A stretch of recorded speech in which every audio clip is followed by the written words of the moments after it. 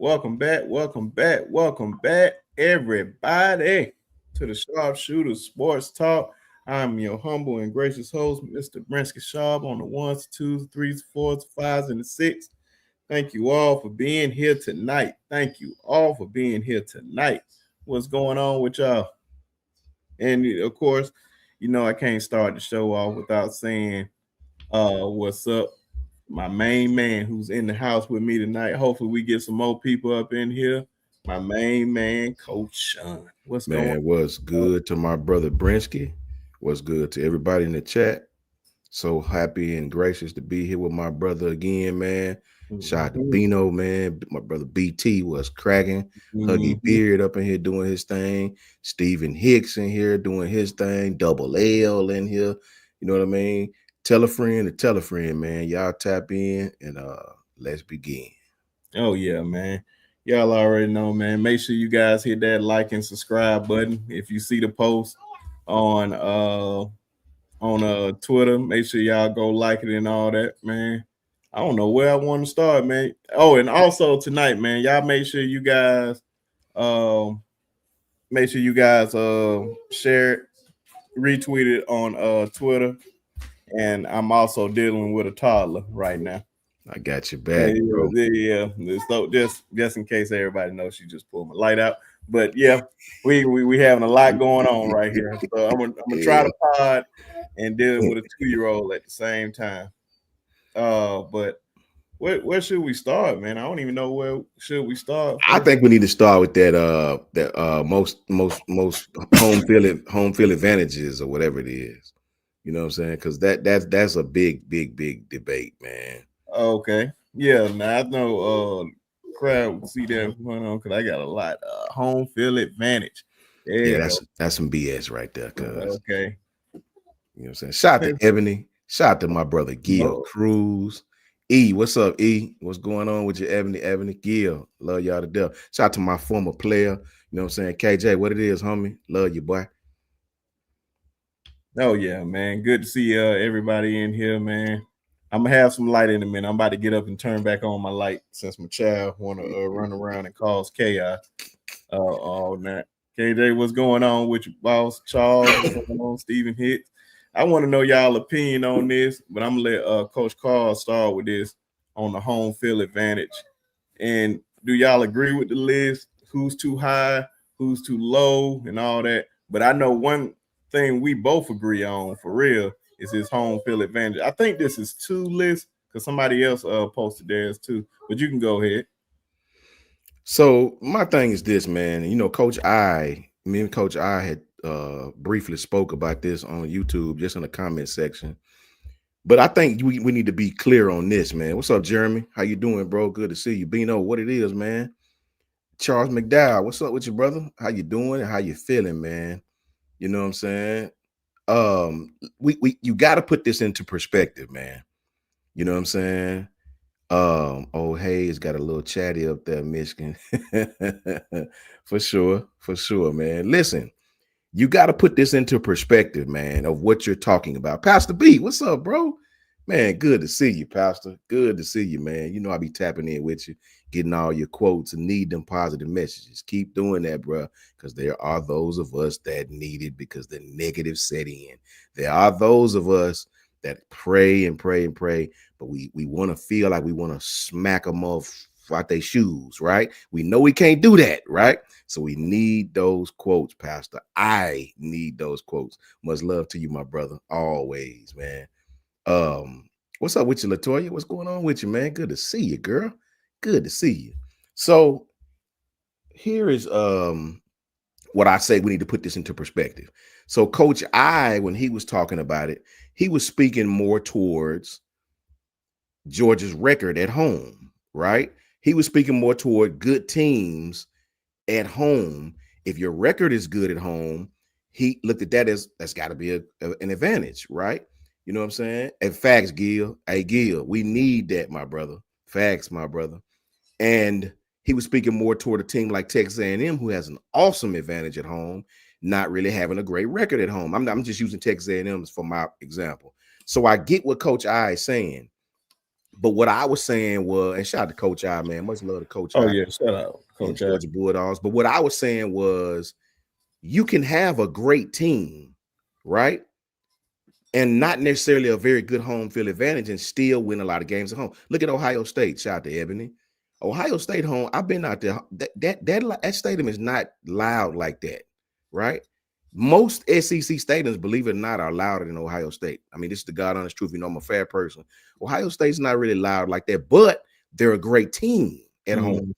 So does that mean they have a great home field advantage? I guess, right? You can have a terrible team. I ain't gonna call them terrible, but you can have a not so good team like Texas A&M, like Tennessee, right? Whose home field advantage is freaking awesome. I mean, they could be losing and the crowd still standing up screaming, right? Yeah. And their home record's not very good, right? So that means they have a home. So do you look at it as the crowd, or do you look at it as the team is very good? Which one is it for home field advantage, right? You can say both, but is it really both? Now, if you say it's the team's record at home, okay, well, then you got to talk about Alabama, because Alabama's record at home is very good, right? But is that because of the home crowd? I don't think so. The team's just good. With Georgia, their crowd is loud, you know, but I really, really, really think Georgia and Alabama are very similar, right? The last time I was at Georgia, you know, I think it was Georgia and Notre Dame a few years back. Notre Dame came in at night. Stadium was rocking, right? But there were lulls where the stadium wasn't doing nothing. Very similar to Alabama, man. But Georgia's record at home is very good. So is that a home field advantage, or is it that the team is just very good? So the way I looked at it, as where we differ, me and some of the people, I looked at the home field. I looked at this as saying crowd. But if it's the crowd, this list is wrong, right? So I don't know how they were looking at it. They couldn't have been looking at it as your home record, because Auburn wouldn't be first, right? They couldn't be looking at it as home record because Tennessee wouldn't be fifth. So I took it as maybe they're talking about the home crowd. And if they're talking about the home crowd being a home field advantage, Alabama is not number two. Like, let's just be honest.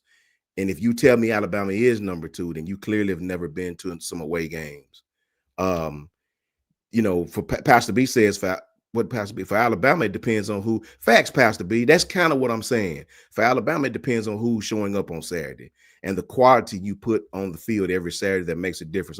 That's 100% fact. Now, if you say Alabama, Tennessee, there's times when that stadium is loud as anybody's, but there are times when it's just like everybody just clapping, you know. When they call out the starting lineup up there, people just, woo, you know, it's not very loud, man. Not like it was in 2016 when I would put BDS, Brown Denny Stadium, against anybody, right? If you're talking about loud stadiums in the SEC, Alabama's probably not even in the top four, to be honest with you. Texas A&M, I put against anybody. LSU, I put against any team in the world. Tennessee, and that hurts my teeth to say that, right? But Tennessee Stadium is dog loud. It's built similar to Ohio State. It goes out so the noise travels out. Tennessee fans is screaming about 80% of the time in that, no matter who the hell they're playing. They could be playing Western Jones Valley, and I'm telling y'all, them fans is still on their feet screaming their head off. It's not like that at Alabama, and you telling yourself a LIE if it is. Alabama Stadium is rather quiet compared to some of these SEC stadiums nowadays. And that's because, as fans, and I'm talking about myself included, we've become wine and cheesers. We've become spoiled at Alabama, right? We leave early if they're whipping ass. We don't stay the whole game. We get loud if the game is close, which any stadium can do. That don't mean you're a great stadium. It's very similar to Georgia. It's very similar to Ohio State. Ohio State is the same way. They've won so much there to where it's kind of okay, right? Ohio State, Georgia, and Alabama, I put in the same category. They're all about tip for tap. If you're talking about home field advantages as far as the crowd noise, Tennessee has got to be up there. LSU has got to be up there. Penn State has got to be up there. Florida's got to be up there. Texas A&M has got to be up there. Clemson's got to be up there. Those stadiums are rocking. Trust y'all. I'm telling y'all, they stupid loud, right? Yeah. You know what I'm saying? We got a Jones Valley up here too, Steven. Um, so before we talk about this, that's what I wanted to preface, right? I'm not saying Coach I is wrong, because he's right. Georgia's home record may be the best in the country. But is that home field advantage, or is that just your team is pretty damn good, right? Auburn Stadium is louder than Alabama's. It's just the God honest truth. You go down to Auburn, man, them people are on their feet, they swag surfing. It's crazy. And I think one of the reasons for that is Alabama's crowd, about 80% of their crowd is probably about, I would say 80% is probably about 35 to 60 years old. If you go to LSU, about 70% of their crowd is 16 to 30 years old. Most of their crowd is young folks. So they out there with their shirt off. Their student section is twice big as Alabama's, and they going stupid. They acting crazy. They that's just what it is. It's the truth, man. You know, and that's not saying nothing bad about us. It's just Alabama, Georgia, Ohio State. We've all won so much to where the fans are just not as hungry as the Auburns, the Texas A&Ms, the Penn States, the LSUs, the Clemsons. These places are stupid loud 24/7, no matter who they're playing. So I just wanted to preface that before we talk about this. Are you talking about a team's record at home being the home field advantage, or are you talking about the loudest crowd? Which one? And that's all I'm saying. Yeah, because a lot of people think when they see lists like this, you think about records, and I'm like, no, just think about when you step in there, you know it's gonna be a dog fight, whether that team is dumpster juice or they superior. And Facts. I can promise you right now, stepping into Jordan-Hare Stadium, they're gonna be screaming no matter who's in there. Facts, No matter man. who's in there. It may tone down just a tad if Alabama or Georgia or LSU in there and they just playing Utah State or New Mexico State or somebody like that. But that's just a tad. I'm talking about, like, if the volume level was 50, they're just gonna go down at least a 48. Yeah. So that place is stupid loud. Shout out to my brother Trevor Pernell too, man. Shout out to Coach Carl. Shout out to Dwight, man. Double L off. So we're not dissing Alabama. We're not dissing Georgia. We're not dissing Ohio State. We're actually giving them credit more than everybody. They've won so much, Jeremy. Right, Jeremy? They've won so much to where the fans are just not quite as hungry. Go back and listen to BDS in 2016 when Jonathan Allen and them was there. When our run was starting, we won a couple, and you know, we didn't win one and we came back. That stadium in Alabama, I would put BDS against any stadium in the world, right? Go back to when Brody Crowell and Tyrone Prothro was there, and Brody Crowell threw that touchdown to Tyrone Prothro against Florida. Man, that stadium was still, go back and look it on YouTube. That stadium is not like that now, right? Even close. So, you know, not dissing us. And that's what I get what Coach I was saying.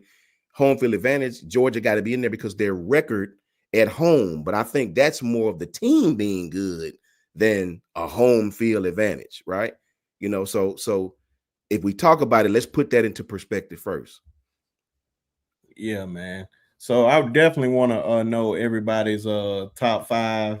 Y'all just drop them in the comment section. When I'm strictly like Coach Sean and I'm talking about, is strictly just you can add records in there, but it's a mixture of everything, record but mainly the pulse of the stadium, how loud it gets when you walk in that mug. Do you think you're going to survive even getting out of here? We seen Alabama struggle in there because of that. Whether we want to admit it or not, the truth is the truth. Like going into Jordan-Hare for real. And hey, man, look who we got up here, man. We got a very, very special guest, a good friend, a brother. And we're gonna beat his ass when them good old Sooners come up to T-Town on homecoming. Ladies and gentlemen, from Hall of Fame Sports, our good friend Jason. What's going on, brother? What's up, Jason? fellas? You gotta bring that smack talk in first before you bring me in, huh? Oh, Jason, did you hear what I just said, Jason? No, I didn't actually. Let me run that back for Jason because I need to preface for people, especially for Jason. Appreciate that, KJ.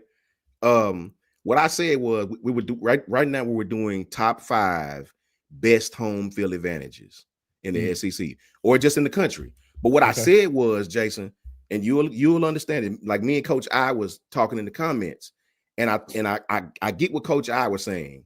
He was saying Georgia's home record got to be factored in there. So, but what I'm trying to explain, like one game since 2020 or something like that. But my question is that because of the home field advantage, or your team is just very good?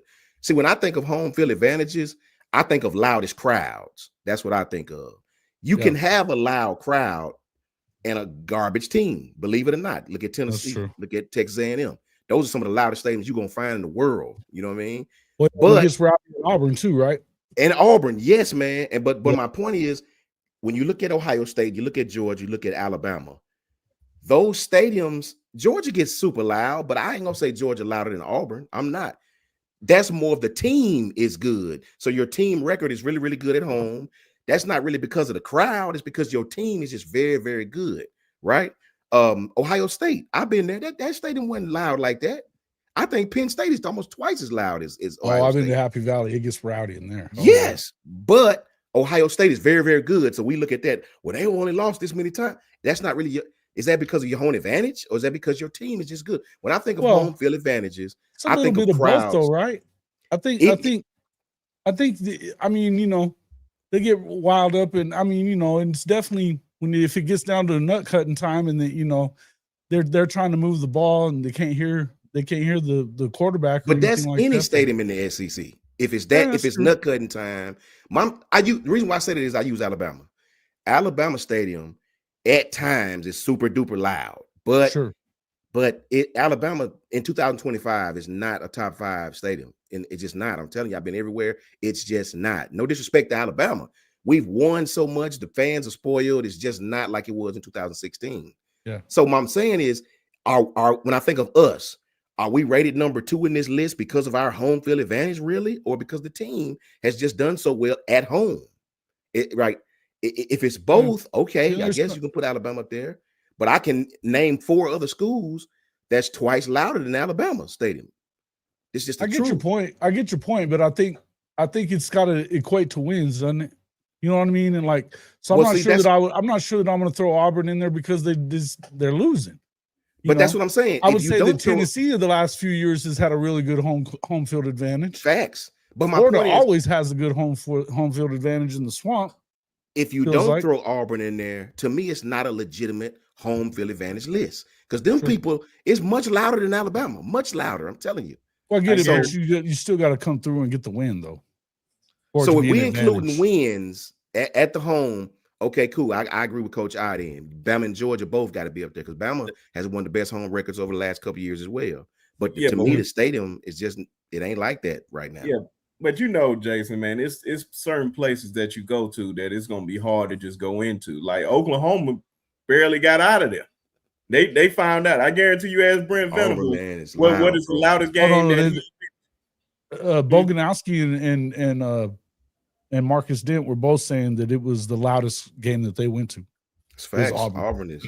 Yeah, that's all I'm saying. But I also hear that like Knoxville ain't gonna be no joke when we get there this year. Oh yeah, Knoxville. I've been there. Knoxville is stupid loud. But I'm gonna tell you the loudest college stadium I've ever seen. Of course, Coach, I told me one time it gets pretty quiet if you put your foot in their ass, though.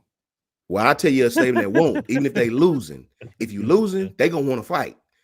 Yeah. LSU is like, I've never been to a stadium like LSU, bro. Like I've never heard of college. Oh well, yeah, actually, I think they did say LSU, but other than the LSU game, it was Auburn. And that's why I say LSU wild. If you're looking at the home record, Alabama has to be above LSU, right? But if you're looking at just home field advantages, like as far as the crowd, no, Alabama's not on the same level. Not very often that anybody beats them at nighttime at Death Valley. That's for sure. And I told him this too, Jason. Alabama's home crowd, could piggyback on what OG Ephraim said, is probably 35 to 60. That's about 80% of the crowd, years old, right? When you look at LSU's crowd, man, this is about 70% of their crowd is probably 18 to 30. Seriously. Hey, Jeremy Sanders ain't even wrong. I hadn't been to A&M in a long time, but whenever I was covering the Big 12, I went to 2 games there.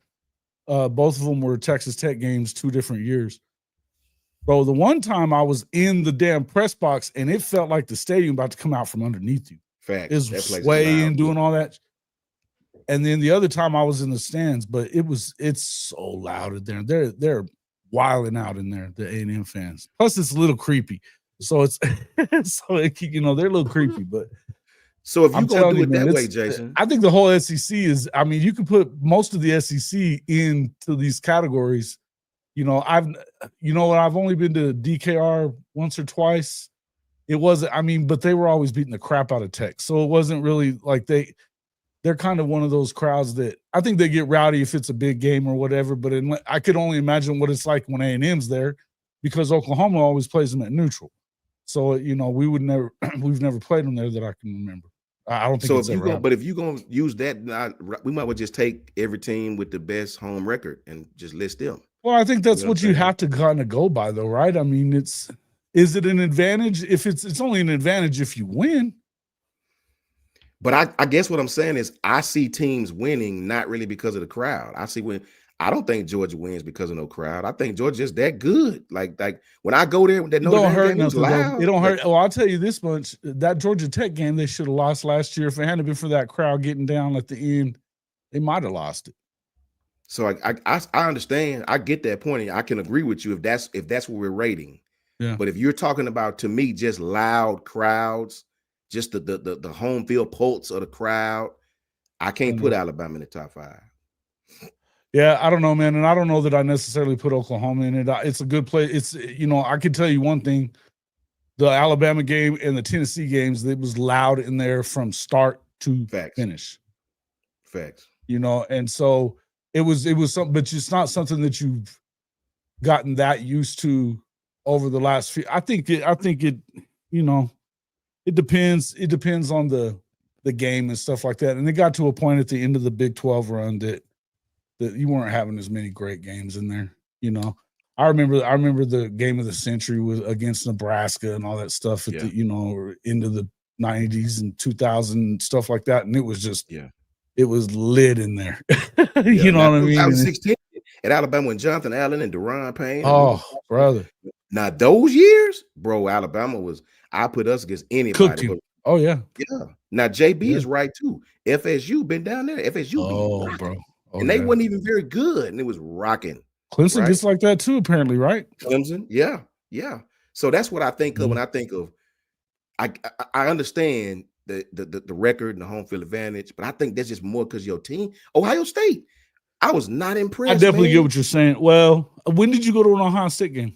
It was 2022, right after COVID, when it was popping. When everybody was just back in the state and happy to be out, and it was Ohio State and I went to 2 of them, 2 or 3 games that year, man. One of my boys is from down there. We went to a couple of them, and it just good ones, good games. Yeah, Michigan State was one. It was loud, but it wasn't nothing. Imagine Michigan though, or Penn State, and they was playing. Now, see, I went to Happy Valley twice. Whenever I was in the military up in that area, one of our sergeants was a season ticket holder. He was from the area. Yeah, and man, we went to the whiteout game. They played, and that was one of the first times they ever did that. But they had that whiteout game. It was against Michigan. Oh Lord, it was loud, man. It was loud, man.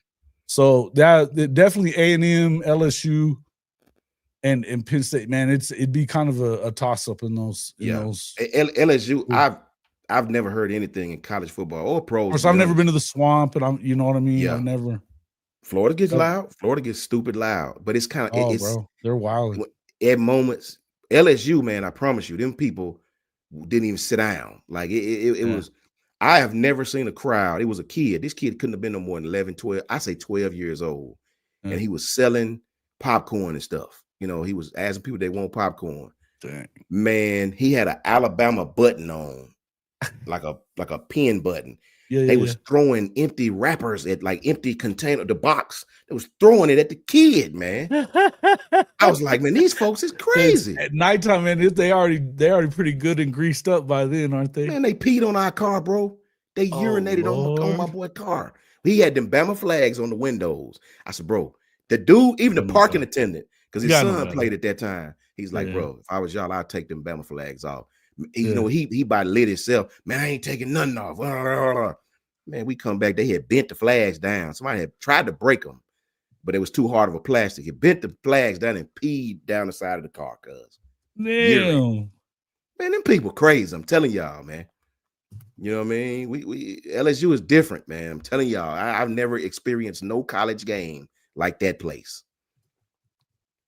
And hey, look, Ebony say we had LSU quiet. They left by halftime. Yeah, now you put boot to any college team as is. But look, Ebony, that's what Coach I said that. I asked him about Knoxville. He goes, it's pretty loud until you start whooping their ass. Then they shut up. LSU now, the one thing about them, if they lose, they're going to squabble up with you outside. Any fan they can find, they're going to try to get up with you. You know what I mean? It's different down there, bro. It's different. Oh, Rooster is an AU, man. That's a proud member of No Nation. Can't wait.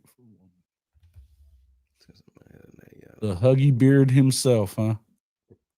But I don't know, Jason. I don't know who Coach Carl can tell you. He know Auburn is different too, man. When they start doing that, and I got that swag, man, they be going crazy down there, man. Yeah, it gets wild. It gets wild. They be. I wish I would have been able to. I wish I would have been able to go last year. I just couldn't make it. LSU is the only fan base that I really seen come to Tuscaloosa, and they ain't got but 1,200 fans down there, and they loud as hell. They loud as hell, man. They know what they anytime it's Bama, they come making noise, talking jazz. They don't care, man. They different. They in it's like Okie Light. It's like Stillwater. Man. Stillwater be. They got all them dumbasses with paddles beating the crap out of the side of the damn stadium and all that, and they're right on top of the, like Oklahoma's kind of like that too, where they're just kind of right on top of you on the sideline. There's not a whole lot of sideline. Yeah. And so they're standing right back there behind them, but they're boom, boom, boom, just knocking. And they all look like idiots, you know, wearing shoulder pads and paint in their faces and stuff. They're dumb. But they showed up whenever you whooped their ass too. Facts. Yeah, sorry, everybody, man. Been dealing with a 2-year-old. Finally that's all shit, man. Terrible twos time, huh? Yeah. Terrible. I want to shout out Jason, man. Appreciate you jumping in. What's up, J Jack? Again, what's going on? Of course, our guy Coach Carl is in here, man. Coach Carl, JJ, Coach Carl. Let me see who else in here. I'm just strolling. Kimberly. Oh, Kim, what's going on? Happy birthday! Yeah. Of course, OG Gear on turned 36. Just turned 36. Oh, Mimi, what's going on? Mimi, what up, Mimi? Of course, we had them quiet before halftime. So that was beautiful. That was beautiful. And look who jumped in here. Our girl, Miss Janet. What's going on? How you doing? Long time no see. He hasn't been popping into my streams lately. Facts. Yeah, man. She was under the weather. Glad you feeling better. Facts, Janet. And just in case I forget, before we move on to the next one, everybody, to all the men out there, all good brothers, taking care of their kids, had already went through the process, got grown kids, teenagers, grade school, and as of me right now, a baby, 2 years old. Early happy Father's Day to all the men out there, man. Appreciate all that you do, man. I know we don't get the acknowledgement that we deserve, but just want to give a early happy Father's Day to all the men out there. Thank you for all that you do. Likewise, B. Shaw. Yeah, happy Father's Day to everybody. Oh yeah, man. And it was another one because it was actually two showing two lists, but it's all good. We ain't got to worry about that. Which one is this one? Oh, now this one should be very, very interesting. Most toxic fan bases. And I think we already know. I'm gonna tell you right now. I just said one of them. Tennessee is definitely is top two, if you ask me. Could be top 3. But then we just strictly talking about SEC, everybody. Nowhere else, just SEC. I don't think Georgia's the most toxic fan base, man. No. Not even close. Because all the stuff Georgia talk, bro, they won twice in the last 4 years. You can't say a fan base is toxic if they won. Why are they toxic? What are they toxic about? I don't think they toxic. I think they just talk a lot of jazz because they didn't whoop some ass before. I mean, You got people like Tennessee that talk way more than Georgia do, and they ain't Oh, won bro. nothing. No. I'll tell you on that one. So me and Boganowski did a show before. It was a morning show before the week of it, talking about how much shit they were talking, and they've been talking shit since 2 years before Oklahoma got in. Which They'd one? Which one, Jason? Tennessee. Oh yeah, facts. And They get this. So these dudes are. See, we were talking about. We're just saying, man, they're talking a lot of shit, saying they're going to win by 50, coming into Norman, win by 50. Blah, blah, blah, blah, blah. And I did a short on it. That short did 110,000 views on TikTok and like 50,000 views on YouTube. I was like, damn. And every one of the viewers, it felt like they were in there talking shit too. So they just didn't watch it. They were talking smack. Facts. It was wild, man. I was like, damn. You can get these people all greased up easy. We didn't even really say nothing, but like, man, you ain't gonna come in and dog walk Oklahoma at home. Yes. You know what I mean? Come on now. Georgia fans talk. We get it. But can we really say it's toxic when they've won 2 national championships in 4 years, man? That's just toxic. If that's the case, Bama fans should be the most toxic fan base in history because we talk about national championships all the time, right? Like, so. Georgia. I think Tennessee's probably right up there. Ohio State's got some toxic ass fans. Ohio State, facts. Oh, bro. Yeah, but they're ready to run. They're ready to run off Larry Johnson, man. This dude, I've been going back and forth with this guy on Twitter for a couple of days now.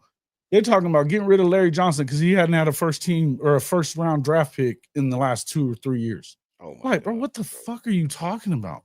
He's had 9 first rounders, of a number 1, a number 2, and 2 number 2s and a 3, and 14 first team All-Americans. What the fuck are you talking about? Like this. If they let him go today, he'll have a job just like that. Oh yeah, facts. It wouldn't even hesitate. If he wants to coach on Thursday, he'll have a job by tomorrow morning. Well, you know why they got? I mean, they let their defensive coordinator leave before they let Larry leave, because they had a big old. I guess they had a feud going on. If you talking about just SEC, I think Tennessee the worst, man. No, it ain't no. LSU fans talk a lot, but Tennessee fans is just, and that's why I don't like that university. That's the one university everybody know me would tell you.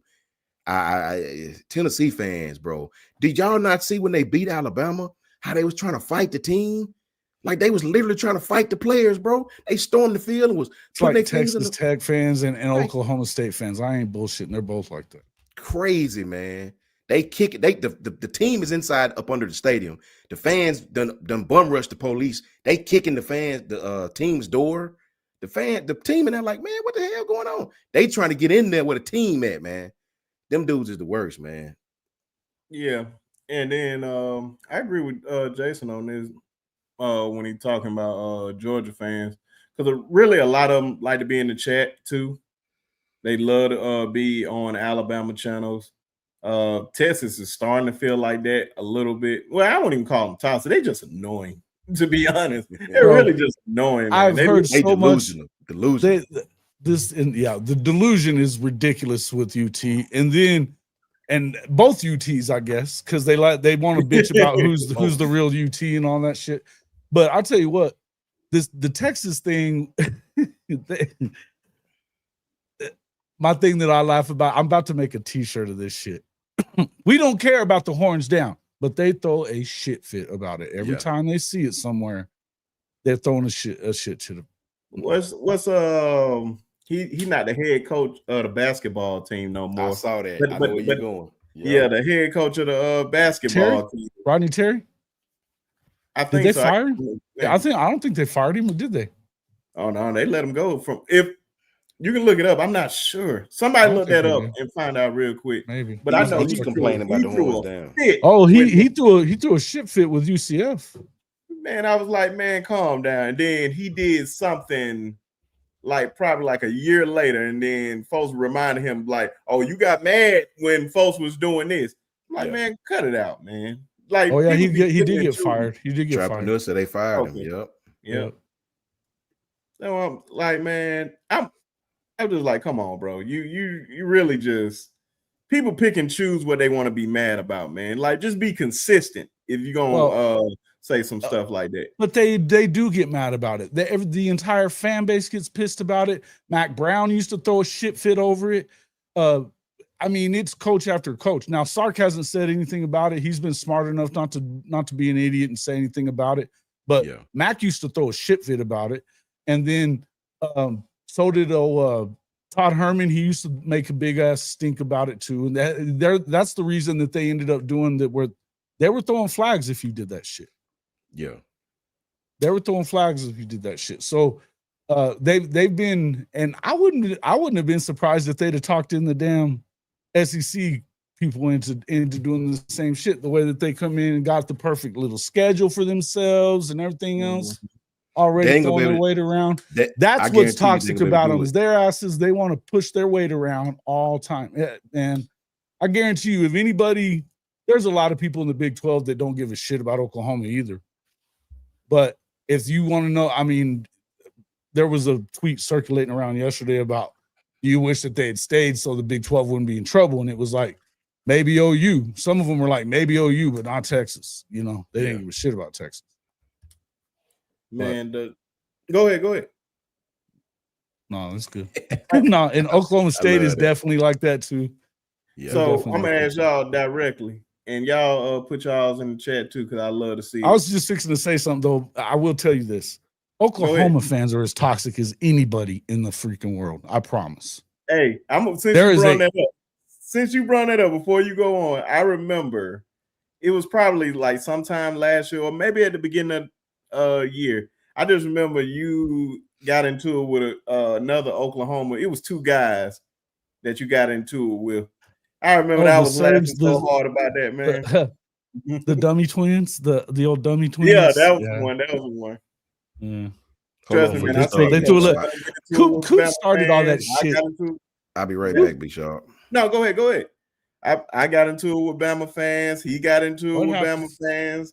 Like, trust me, man. I believe if you have a fan base that's a blue blood, I believe you're toxic no matter what. Because I know I like to say F them trees, but my guy really went down there and poisoned their trees. I love it. I love it too. But I was just like, that is some crazy stuff. That is a real, that's real fandom. That's crazy fandom right there. But the thing is like, I mean, I love stuff like that. That's what makes college football the best sport to me, right? Is because it's fueled by hatred and tradition and rivalries and shit. You know what I mean? I love that stuff. Yeah, man, that's why. Go ahead. But it's real. It's real. Like, you know. But the thing about, I mean, like Oklahoma fans, I call them toxic because it's just like this whole new deal with, you know, you've got a whole new scouting department and stuff. That's what we're going to be talking about in a little while when I'm going with K. Chris and them. Yeah. And this dude has been running the damn Senior Bowl for all this time. He's a 25-year scout. He's got 67 years of scouting experience in his front office that he just finished putting together, right?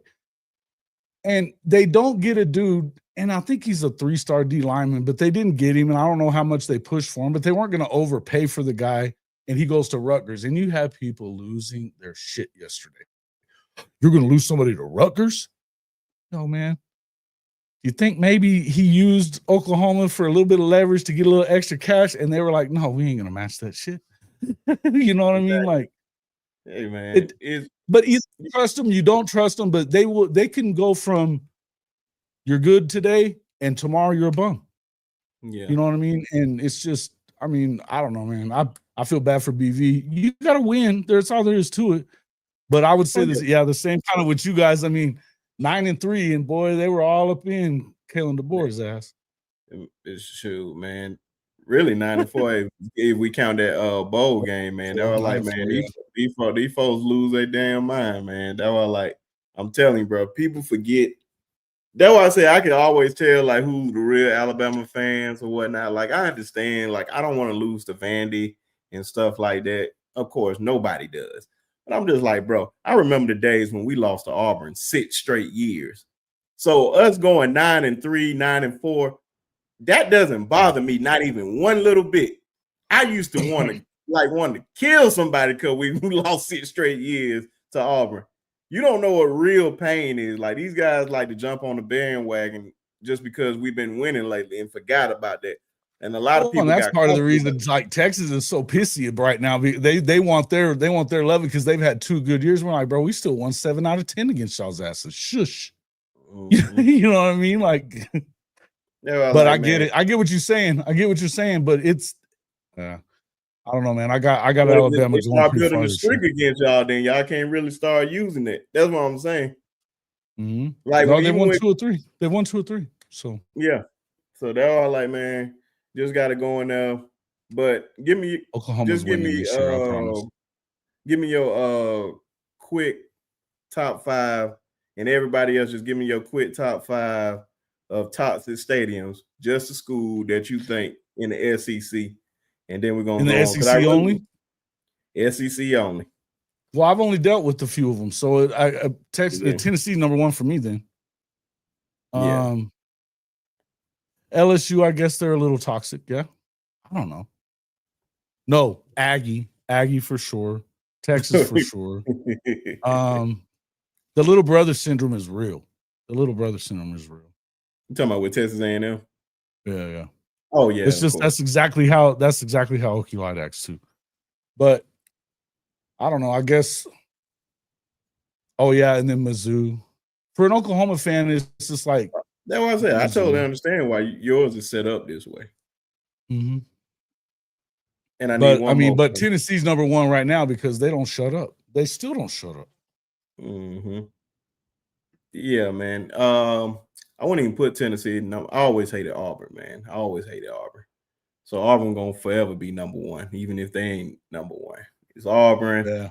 I put Tennessee probably at 3. Well, it's as toxic as it gets between you guys' fan bases, right? I mean, it can't get any worse. Oh yeah, that's why I would say Texas and Texas A&M and Okie Light. Really, I would put Okie Light in front of everybody, probably except for Tennessee.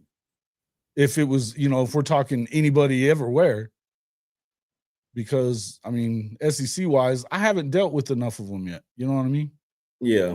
So Bama fans were chill. I mean, I'm cool with all you guys. So it's, I don't really have a big. There was a couple of people that were pretty.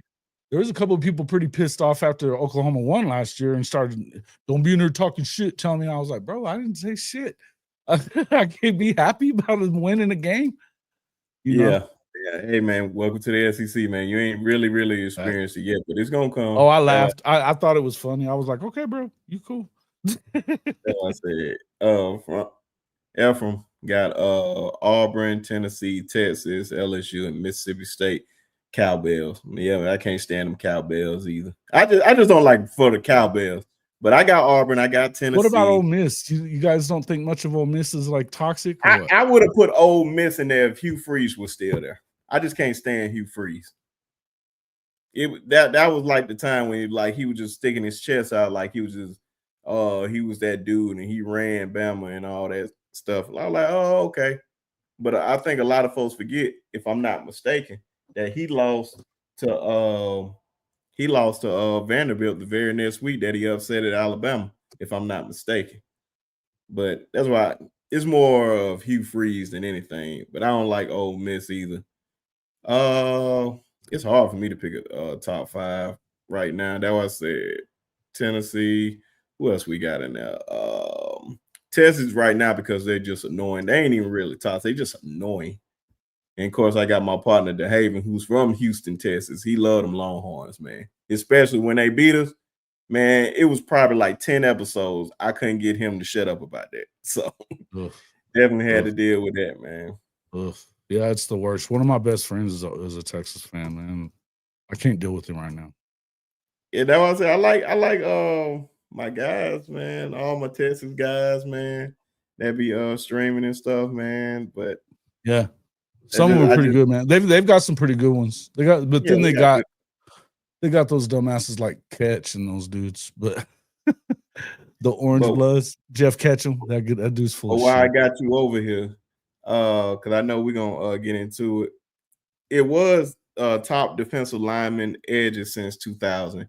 but Coach Sean thought we was doing safeties. So add safeties into that list too. So whatever one you want to do first, because I know you may have an Oklahoma guy in here too. Roy Williams.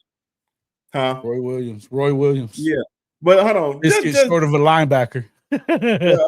Since I got you in here, since it crossed my mind. Now, some folks weren't in here. I don't think Coach Sean was in here for this. What really kicked it off for me to just like really start talking about these. But this one, it was like ranking college football's top 25 players since 2000.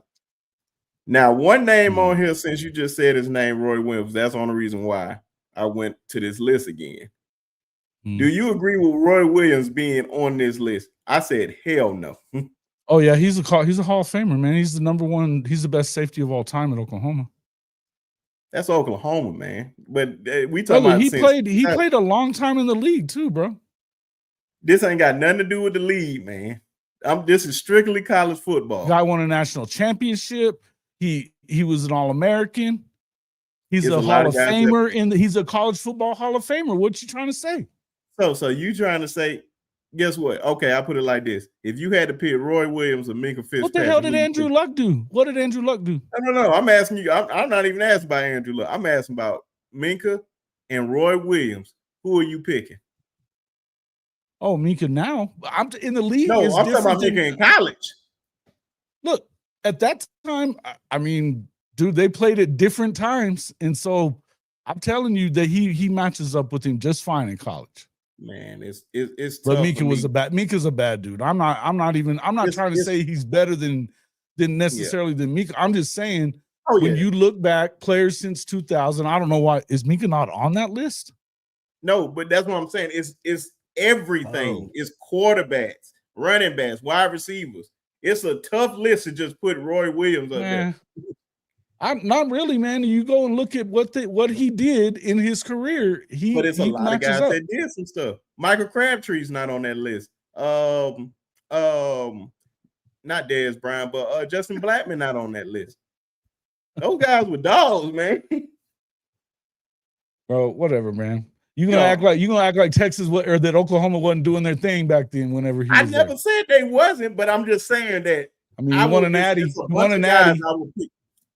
He was a bunch of guys arguably the best player on the team when they won the natty. Most iconic play in Red River history for sure. Whenever he did the Superman and knocked the shit out of Chris Sims. Yeah, I mean that one, they still play that one all the time. I mean, you know what I mean? Like, so, there you go. Jeremy, I get why it's there. Right? Like Derrick Henry wasn't even on the list. That's just how crazy it was. I'm gonna have to send you that list, man, because we had a whole discussion about it. Of course, we said it's a whole bunch of guys. It wasn't just Roy Williams, but since we talking Baker about was low as far as I'm concerned, man. Baker top 5 in the Heisman 3 times. Went to 3 playoffs or 2 playoffs. 2 playoffs. So you they didn't win a natty. I get it. But hey, it ain't even got to be about natty. It's just players, to be honest with me. But I want you to, since we talking about safeties, give me your top 5 safeties since 2000 that you can come up with. Because I know I would always bring Roy up, but I mean, of course, Roy. Minka definitely was one of them. I'll tell you what, Caleb Downs might be one of them. He's a badass dude. Mm-hmm. Let's see. No, I said you got Eric Berry. You got Eric Berry was a badass. Earl Thomas. You got you don't like Earl, man? Man, fuck Earl. I'm just kidding. See, man, like you hate no Earl, man. That just that. Nah, he's a baller. He's a baller. No, there's no doubt. There's no doubt about that. No, yeah, I don't know. It's just like I think that they let's see. I'll have to think about it for a minute, man. You kind of hit me with this. I didn't know I was going into this. Yeah, that's what I'm saying. I would definitely say those 3 for sure. Minka, Roy, and I think the Caleb Downs is definitely one of them. He's got a chance to be one of them anyway. Yeah, man. And Trappanel, Ed Reed can't be in here because you played in the 90s too. Yeah, you got to be 2000 and up. 2000 and up. That means their freshman year has to be 2000 and up. Not, he played in 99, 98, none of that. It would have easily probably been number one, him and Sean, but I believe Sean is my favorite. Sean Taylor? Yeah, man. I'm trying to see my wife know how much I love Sean Taylor. Like literally our first Christmas being together, man. She bought the worst. It was the worst, man. It was the worst thing to ever. I couldn't believe when he passed away, man. That was terrible the way he went. Man, trust me, man. That was one of few athletes I literally cried about, and I was in high school, man. That was easily one of my favorites, dog. That was Sean Taylor. It was Sean Taylor. Did he play in the 90s though? Is that what you're? I mean, he was 2001 when they won the Natty. Yeah, that was his freshman year. Okay, cool. So yeah, he's definitely one of them. That's what I'm saying. Easily, it's not. Easy. It's not even no question. Him. Yeah, it's not. Yeah, no question. I have to go back and look and see when he played. I mean, look, I can shoot. There's some. And I'm looking at this. So Roy Williams they're showing Ed Reed is number one, but he played. No, it got to start at 2000. Yeah, but I was just looking at the Athlon Sports thing. Oh yeah. Okay, yeah. So yeah, Roy started his first year was 2000. So. Junior Rose Green, and that now that you say that, Jason, man, don't be surprised if y'all see Junior Rose Green on the show. Just throwing that out there. Just throwing that out there. Nice. Don't be surprised. Safeties only. Antoine Winfield. And no, he's a corner. Let's see. Polamalu. Troy Polamalu. That's pretty damn good. Troy Polamalu in college. Bro, he was filthy. I know, but it's a hard top five. I wouldn't put Cam up there. I got one for you then. Go ahead. Ready. Oh yeah, man. We just started with the top five safeties. Let me know when y'all ready. Oh, we already started. How about LaRon Landry? Nah, from LSU. I can't he was put a LeBron baller. I can't put Why LeBron. Can't you? He's a consensus All-American. You know I'm a consensus All-American? I can give you every one of mine consensus. I can give you 4 better than him right now. You let me know when y'all ready for the real. Y'all was speaking, man. Go ahead. I'm just looking. Matter of fact, he been starting off all of them. Go ahead, Coach Sean. All right, man. Let's get to it. Top 5 safeties in the country. And remember, everybody's top 5 different. That's why I respect Jason's opinion. I respect Brinsky's opinion. But if you want the best top 5 safeties, and I can tell you why if you want to know. You know what I'm saying? Every dude I'm finna give you was a consensus All-American. Every last one of them, right? First, I'm gonna give you honorable mention. This is honorable mention, meaning the person that I really can't pick, but if I was to pick, I'd pick him. He's honorable mention only because he's still playing, and it'd be hard to put him above some of the greats. You got to go with Caleb Downs, man. You can't take nothing from Caleb Downs. He's a consensus All-American. This kid is better than most safeties on most people's list right now. He's going to be a first-round pick. He's going to be a top 10 pick at safety. The kid is one of the all-time greats. You can't take nothing from him. He's still playing. Absolutely. Now, number 5, I'm going Reggie Nelson. Reggie Nelson from Florida from 05 to 06. Reggie Nelson was an absolute dog. Go look at stats up for yourself. Yes, this kid was awesome. He could take away half of the field. This kid wasn't the biggest safety. He could play coverage. He could play man. He could play on the hash. Whatever you wanted to do, Reggie Nelson was that dude from 05 to 06 in Florida. This kid, I can't speak enough about him. If you're not privy to Reggie Nelson, I would challenge everybody out there that don't know who Reggie Nelson. He can't tackle. I don't need him to tackle. I don't care. He had 51 tackles and 6 picks. Yeah, knock your block off. But if you want to say that, I don't need him to tackle. I need him to shut down half of the field. I need him to take away pattern matching. I need him to play safety in the middle of the field. You know what I mean? Reggie Nelson is one of the best safeties to ever play the college football game.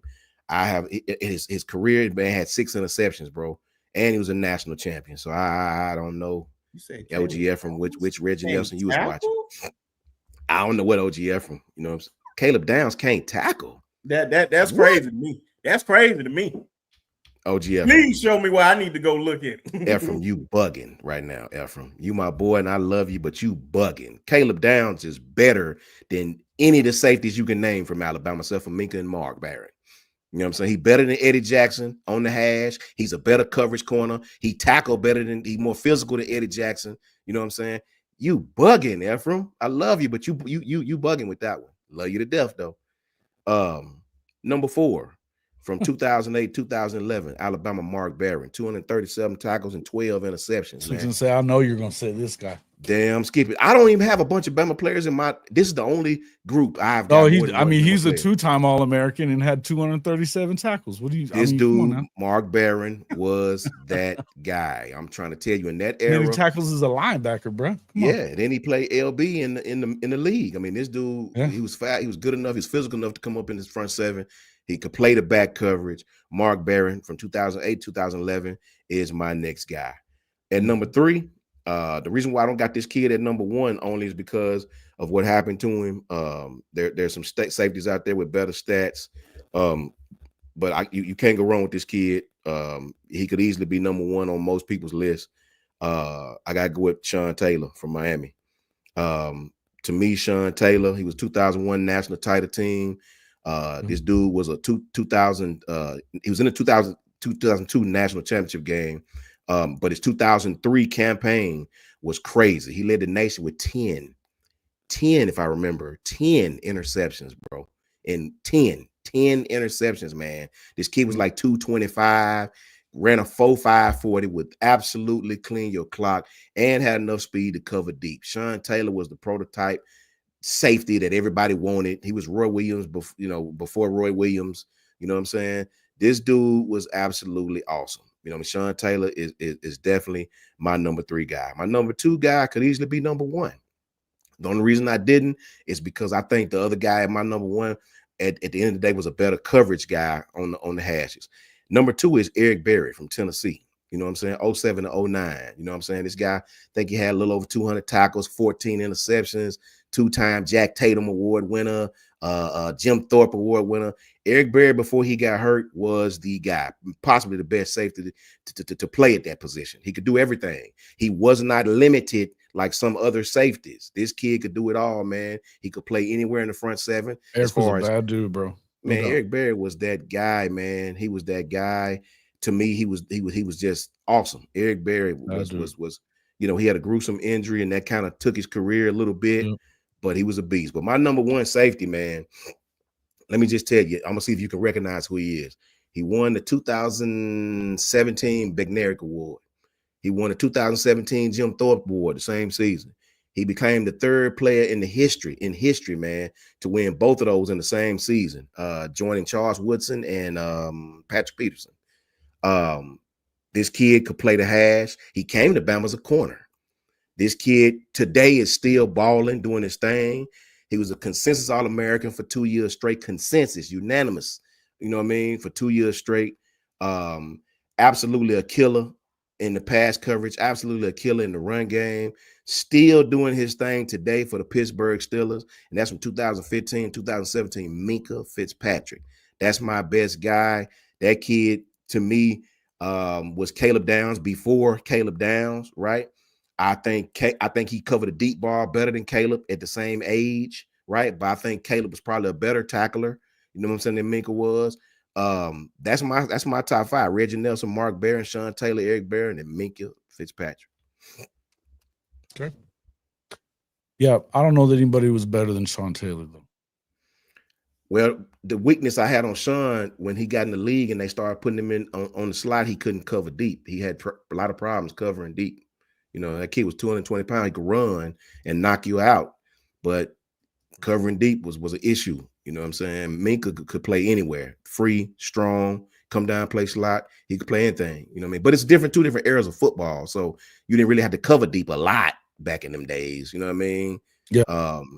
Sean was the guy. You know what I'm saying? He was the most physical safety I've ever seen.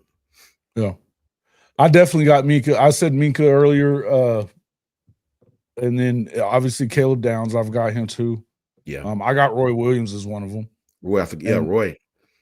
But But yeah, Sean Taylor, and I would probably put Troy Polamalu was a badass dude too. But you can't really leave Eric Berry out either. But see, so I think he was before 2000. I think he had to be a freshman in 2000. Was he a freshman in 2000? Let me see. I think he was right at the cusp of it, if I remember. Check. Yeah, that's a good call. Him and Ed Reed was right there together.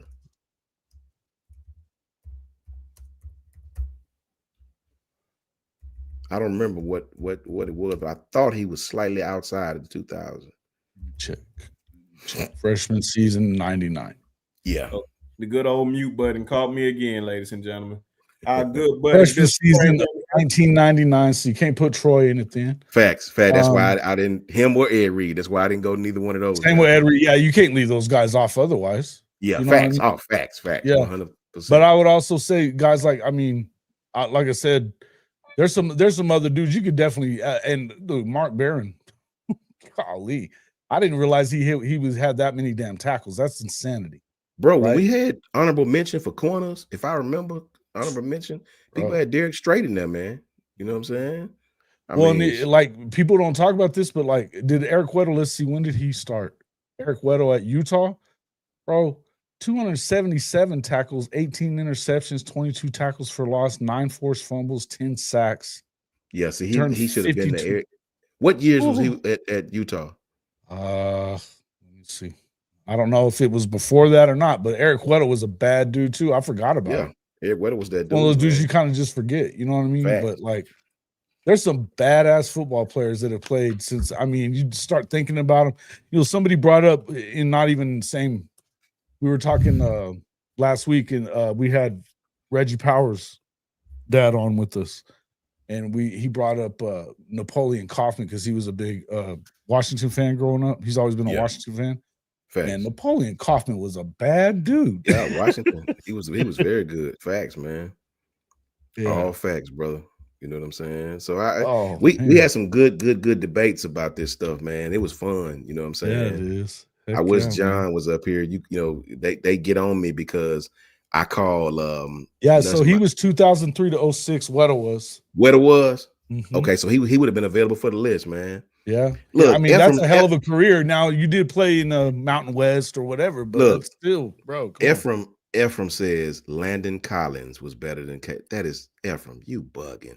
I love you, Ephraim. I don't know about all that. No, Landon wasn't better than HaHa. What you talking about, bro? HaHa was a better coverage safety than Landon. Why you think Landon ain't in the league now? Landon can't cover deep, bro. He can't. I love Landon. Love him. But he always had issues covering. What are you talking about, OGF? Negative, just like Coach Gill said, negative. No, that's not true. Landon wouldn't even, if that's the case, you saying Landon was the best safety at Bama. Landon went better than HaHa. I love Landon, but he was not better than HaHa Clint Dix. This is a fact. I watch tape all the time. The tape is what I'm basing it off of. Landon cannot cover. How do you think they took advantage of him in the NFL? They put him on the hash, put a slot or a tight end on him. He had to pick him up, and he would struggle covering deep, family. Mm-hmm. That's just the God honest truth. Landon had issues covering deep, even at Bama. HaHa was a better safety than Landon Collins. It's the straight up truth. All I base my answers on is tape. That's it.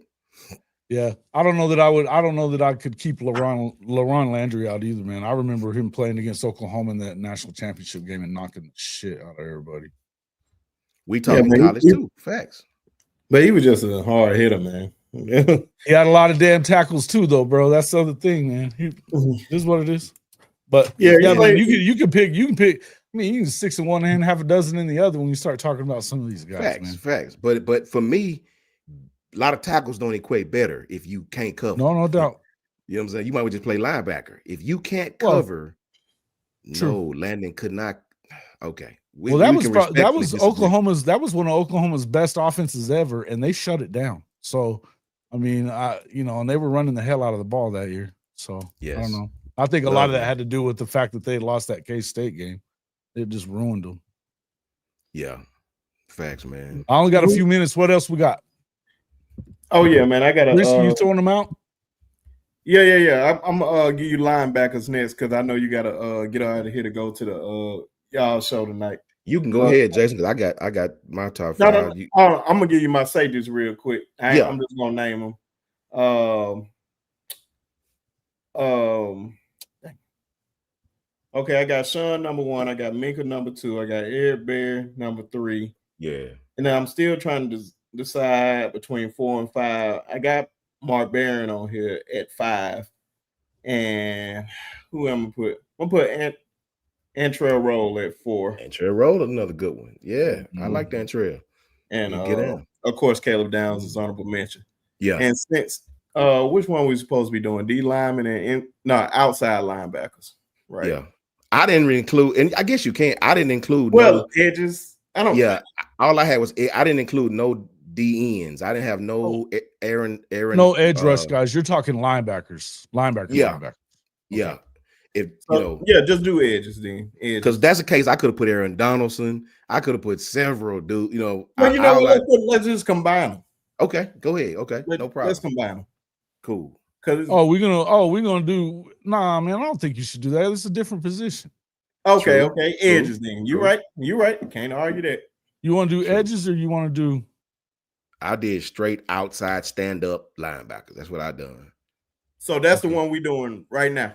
Yeah, real outside guys. Outside linebackers. There we go. Mm-hmm. And me and Jance go back and forth about this. I don't think Will Anderson was a defensive end at Alabama. I think he was a stand-up outside linebacker in that defense, in that 3-4. He was in the hand in the dirt on pass rushing downs, but he played standing up most of the time. You know what I mean? In a 2-point stance, trying to get ready to come get you. I think Honey Badger was a corner. So you don't think Rolando McClain? He was an inside guy. He's more of an inside guy. Yeah, he definitely inside. We had him on the list. He was my number 2 behind Jonathan Vilma. He was number 1. Yeah, I would just say linebackers. Period. If I would say linebackers are linebackers. No, but we had to separate them. You went to middle linebacker and outside linebackers. Well, outside linebackers, then so edge could kind of fit with those. Okay. Shit. That's what I'm saying. Y'all didn't have me prepared for this shit at all. Linebacker to cover, that was the problem. Well, Ephraim, if you can't cover at safety and then you can't cover at linebacker, any safety should be able to cover anybody at linebacker. What you talking about?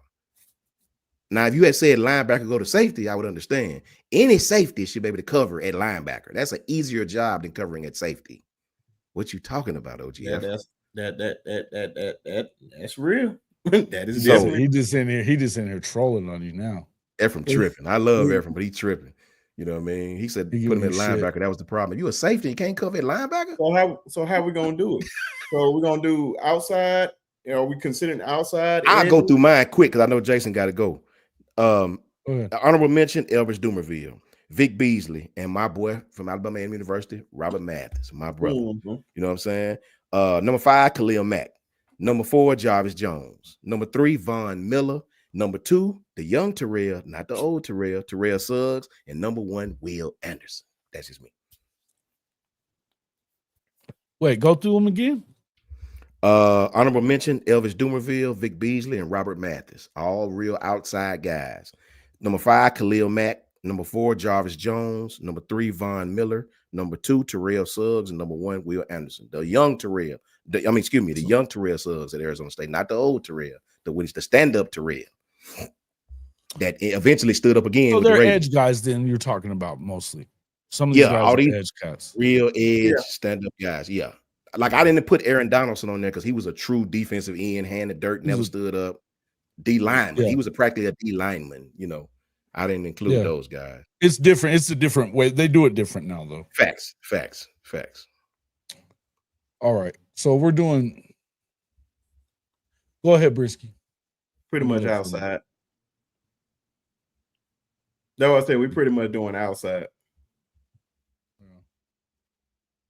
Let me. Okay, I can. Because I'm about to say. I was trying to keep close eye on this little girl. Give me a run for my money tonight. Give me a run for my money. But that was. I know because I left my paper in there. I'm trying to let her go to sleep. But I'm trying to see where did I have Terrell Suggs. I think I had him. I probably had Suggs a bad dude too, because I think he still owns the record for sacks in the season. Like I'm so glad you brought. Yeah, I think you brought up. No, yeah, I think it was like 20 plus, if I'm not mistaken, in college, 24 or 23. Yeah. Or mm-hmm. And who else was about to say? Will is on there. I know. I'm trying to think. I'm so glad you brought up Elvis Dumerville. Yes, sir. Boy, oh my God, I don't think a lot of folks understand how great he was a problem. Yeah, you bring that guy up, you're like, oh shit, he was a problem. He was a problem every day you knew him. Yeah, man. Lord. And then I'm so glad you brought up Robert Mathis, because Robert Mathis, my brother, he deserved for real, man. Because Robert was a problem, brother. They couldn't block him. Now he had 20-some sacks, but he was in division. It was Division II, FCS, and you see what he did with the Colts. Mm-hmm. About Micah Parsons. Micah was. I don't think Micah has enough really film top 5 to really be on that top 5. Talent wise, he's up there. Talent wise, there's no question. But just Khalil Mack, man, was a killer. Khalil Mack was a bad dude, bro. Yes, Jarvis Jones. People forget Jarvis Jones at Georgia. Oh, yeah. Miles Garrett. See, I didn't include him because he was a D lineman, but right, I would have. Now if we could put, he's a true tweener, man. He moved in and out. He did, but when at Texas A&M, I don't remember him standing up. I remember his hand being in the dirt all the time. I didn't include him. Now I would have put him and Aaron Donaldson if we was doing that, because Miles Garrett. Yeah, I feel you on that. Hearing him and Aaron Donald, yeah, they was killers, man. Clay Matthews was a killer. At USC. Jadeveon Clowney.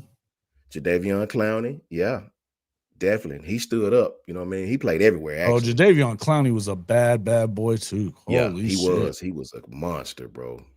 He was a monster. Problem. Yeah.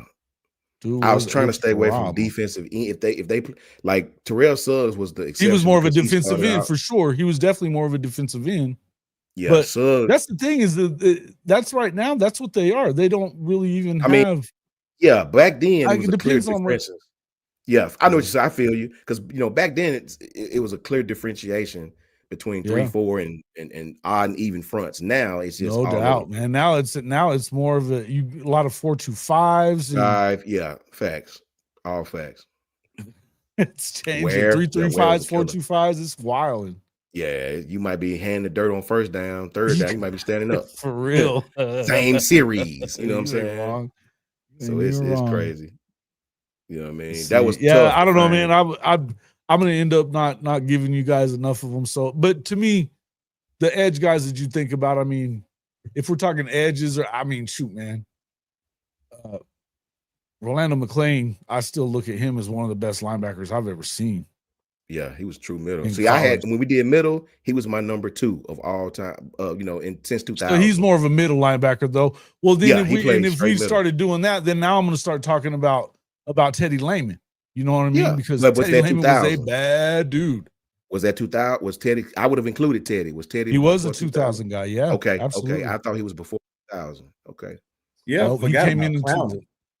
Teddy Lehman was a killer. Yes, sir. Yeah. But would you consider Clowney? Yeah, Clowney. Clowney is definitely an edge. He was a D end.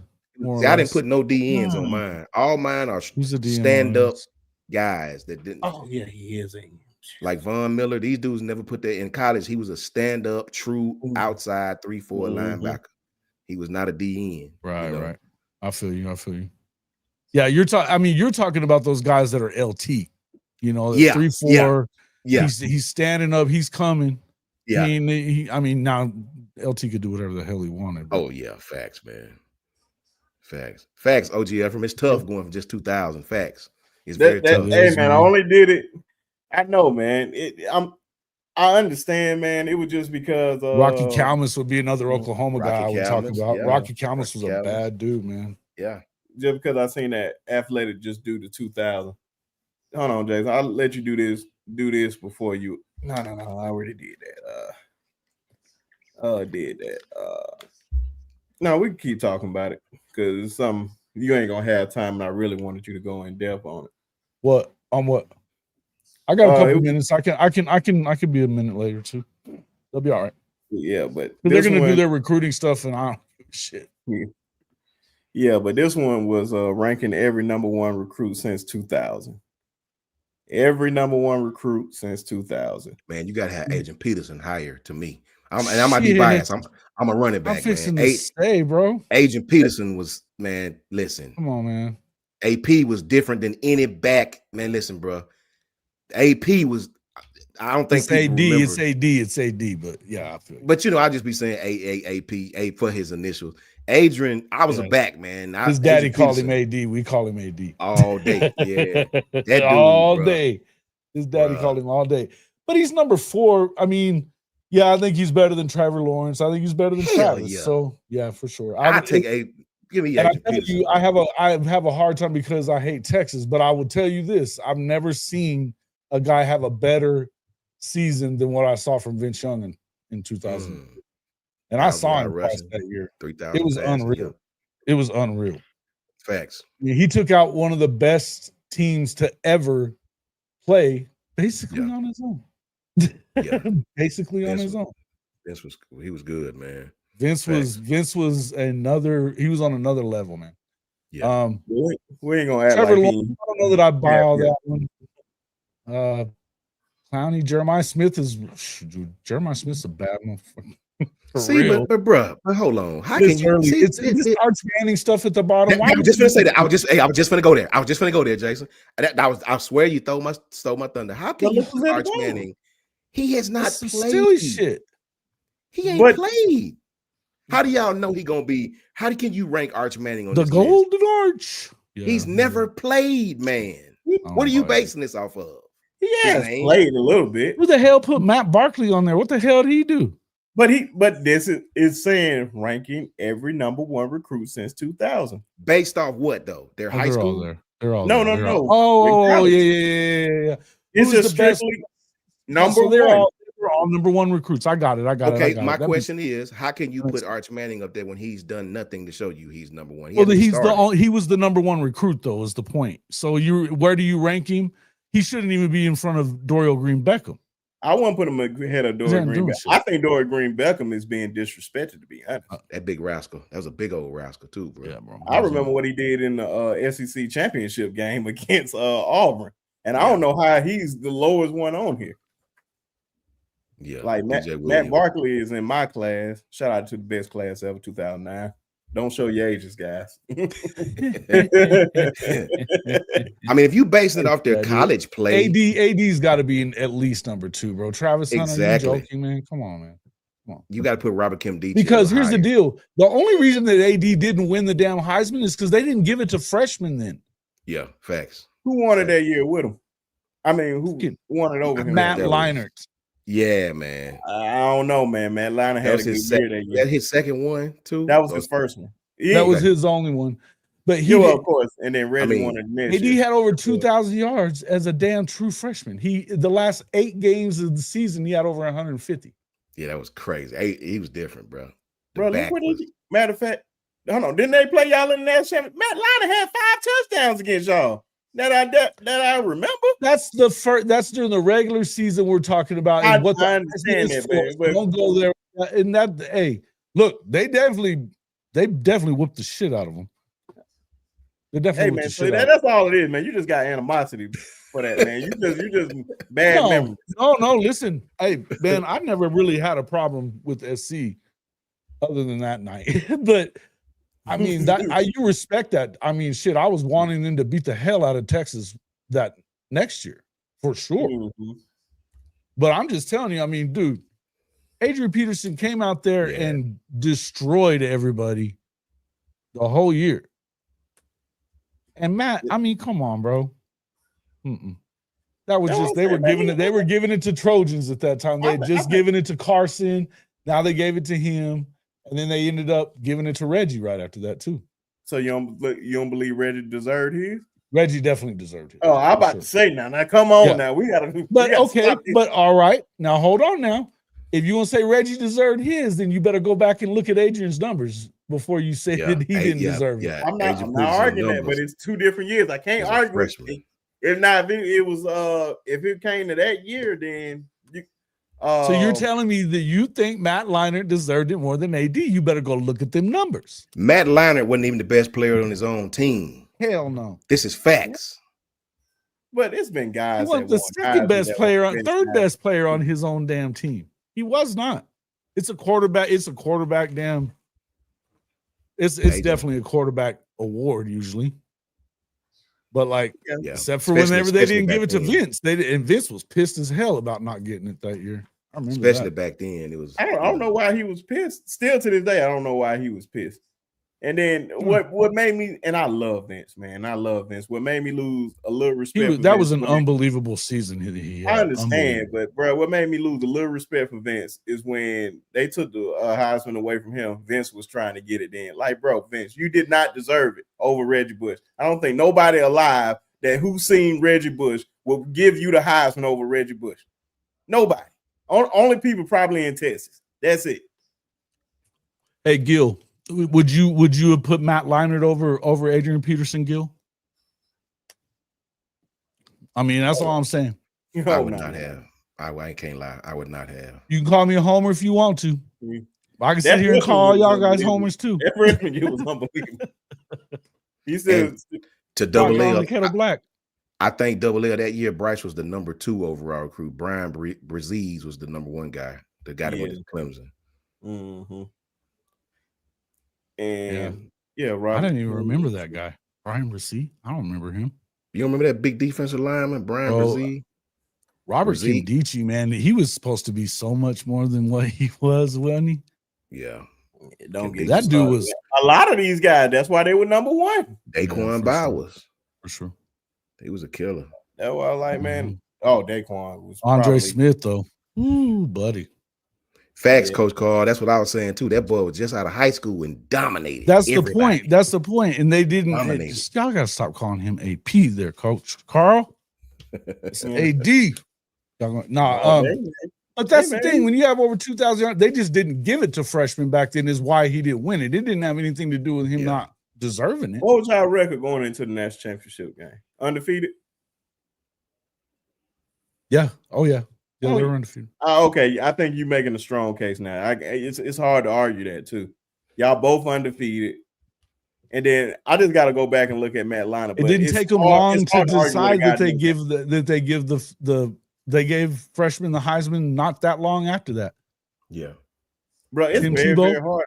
Tim Tebow was a redshirt freshman, and so was Tebow. No, he wasn't. He was a sophomore when he won it, wasn't he? Yeah. Because he won. He was a freshman. But Johnny Football was a redshirt freshman when he won. Yeah. So man, that I just wanted you to. But it wasn't that long after that. That's what I'm saying. It wasn't really that long after all. I don't think a true freshman ever won it yet. Not yet. True freshman. Yeah. The closest one was probably Adrian Peterson. That was the closest that we'll probably get in our lifetime. Because it's really, really hard to just. He should have won it, bro. Jason, you're making a great case, bro. I'm really changing my mind right there now thinking about it. That boy was the best player on his team. He was good. And then he had some injuries that kind of kept him from like repeating that as far as his numbers were concerned. Everybody knew AD was as good as anybody. Couldn't do nothing. Everybody knew he was getting the ball. The NFL appreciate that. I know I appreciate it. Oh, yeah. And if Coach Al was on here, I'm gonna tell you what Coach Al would say. The NFL is the cream of the crop. He equates it to college. Look at when he tore his ACL, when he blew out his ACL and did all that shit and came back and had 2,000 yards the next year. That's fact for the Vikings. That's fact if I remember. 9 yards short, man. He was like 9 yards from breaking the damn record, 2097, something like that. And the only reason they didn't, I wish they missed that field goal so bad to this day because they was kicking for the game-winning kick. I wish they missed it so they can go into overtime and he can break that record. Facts. But Trevor Peniel, think about it. If it makes you feel bad that Quinn Ewers on this list, what the Arch Manning doing on that end? I ain't seen Arch Manning do nothing. Well, they were the number one. You got to remember, this is the number one recruit in the country. Okay. Just strictly they're the only one But I guess represent what I'm asking is, how do you got him ranked right there? What are you basing it off of? Like, Well, he did go to 2 playoffs, I guess. I guess. Not that was How? because of him necessarily, but like I know why Tristan Thompson's on there. I know where Ronald Powell is on there. I saw these guys play. How do you got this kid on there? He hadn't started. He hadn't even played. Like, I don't understand. He started like, one game, man. He started a couple. So you got him on this list because he started one game. No. He's on the list, period, because it only goes the last 25 years. So he's on the list regardless. But I just wouldn't put him ahead of Dorian Green Beckham. Thompson, I can probably put him ahead of. It's a reason why they're at the bottom. But Dorian Green Beckham should definitely be higher on this list. Yeah. That is just crazy, bro. Just having him at 25. I know Ernie Sims.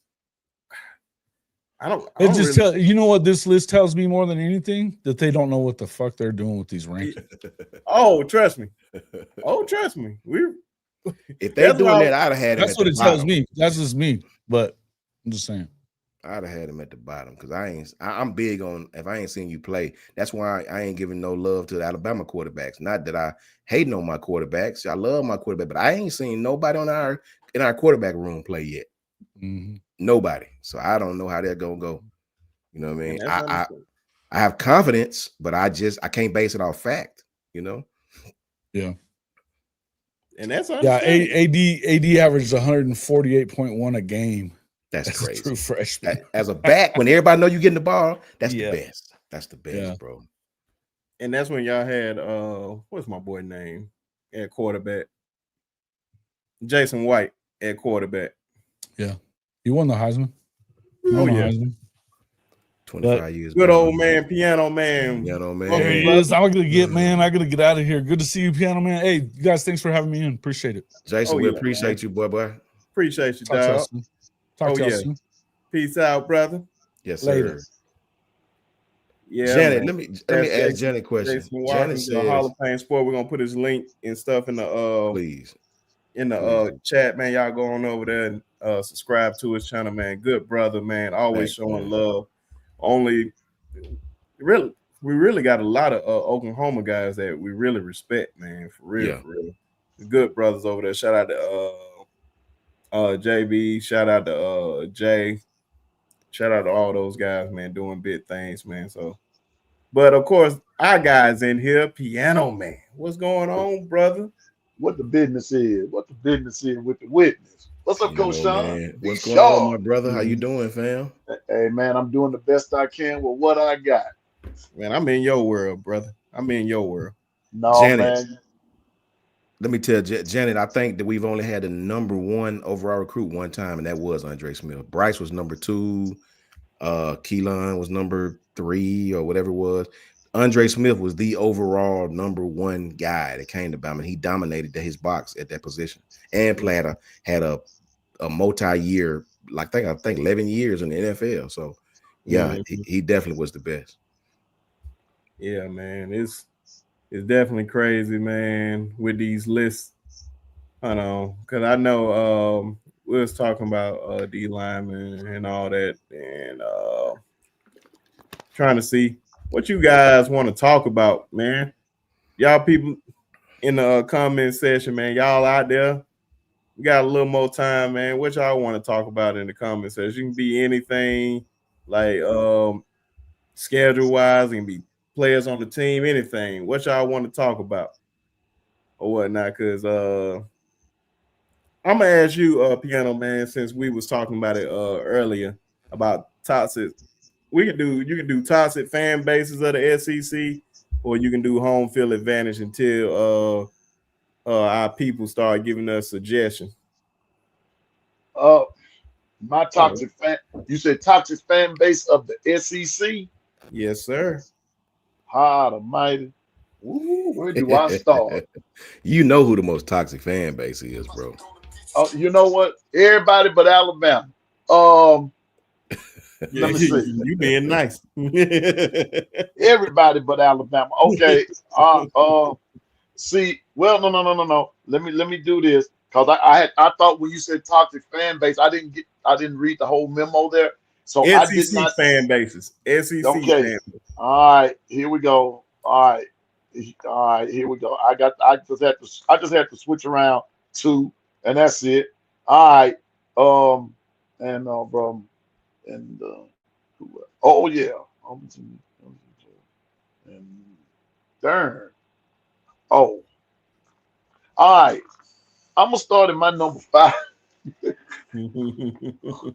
Somebody ain't gonna like this too much, but here we go. My number 5, who I can't stand, besides the other 4 I got in front. One of the toxic fan bases for me, because I live here, is Ole Miss. I can't stand them. They just think they better than everybody. You know, they just got some real issues, man. I don't like them. And it's just a Mississippi thing for me. That's number 5. Number Okay. 4. Number 4 is the University of Georgia. They B Sharp, you know, see, Coach Sean, you're not there when I have to argue with them folks on my channel there. If one or two of them, they rub me the wrong way. They just rub me the wrong way. Number 3 is LSU. I can't stand them either. I mean, they just toxic. Everything they do, and they think Matt Moscana makes them look bad. I mean, he's a lunatic. He's a ticking time. I'm trying to be nice on these airways so the FCC won't get under a ban, you know, because I let it fly, but I can't stand LSU. And then the other thing about LSU is, as with all these fan bases, they beat Bama one time and now all of a sudden they become the standard.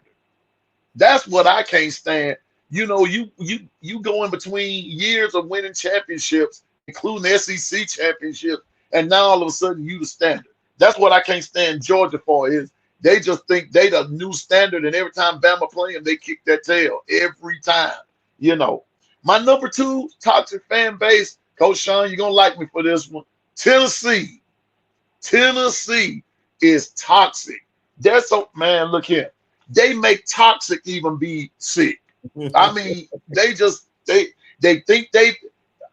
that orange and white reminds me of a popsicle. They a popsicle. They a popsicle school with popsicle fan, and they just look like a big dreamsicle that's been turned bad. That's what they remind me of. They can't beat nobody, but ever so often they put a good team together, and then don't fool around and let them slip up on you a couple of times. Now all of a sudden they think that they just toxic. I mean, what other way is there for me to describe them except they just toxic? There's no other way to describe toxic except for toxic. And my number 1 fan base of toxic, Auburn. Forget them trees, man. You know, they're man, words cannot describe how much I can't stand Auburn. I put it to you like this. I don't know who I dislike the most. Auburn, LSU, Georgia, the Dallas Cowboys, or the Devil. Them 5 right there, all toxic to me. I don't know who I dislike the most. I got Auburn and all them in the same line with the Devil. That goes to show you how much I can't stand them. I got choir members that are big Auburn fans. That's why I don't let them sing, because they are the Devil. I can't stand them. Toxic. I got toxic choir members because they like the Auburn Tigers. Just toxic. And long as they pull for Auburn, they'll never sing for me. I know. Won't leave no song for me. The Lord won't be pleased with all that foolishness. I know. I love it. Man, you funny. I know Coach Carl put this up and he said, outside of Bama and Auburn, what's your favorite SEC rivalry? In case I'm SEC rivalry? SEC. Well, technically it's the SEC now, and I just say Red River. Only reason I want to I'm gonna say them right now only because I know it's doing the Texas Fair. Yeah, every year. see that.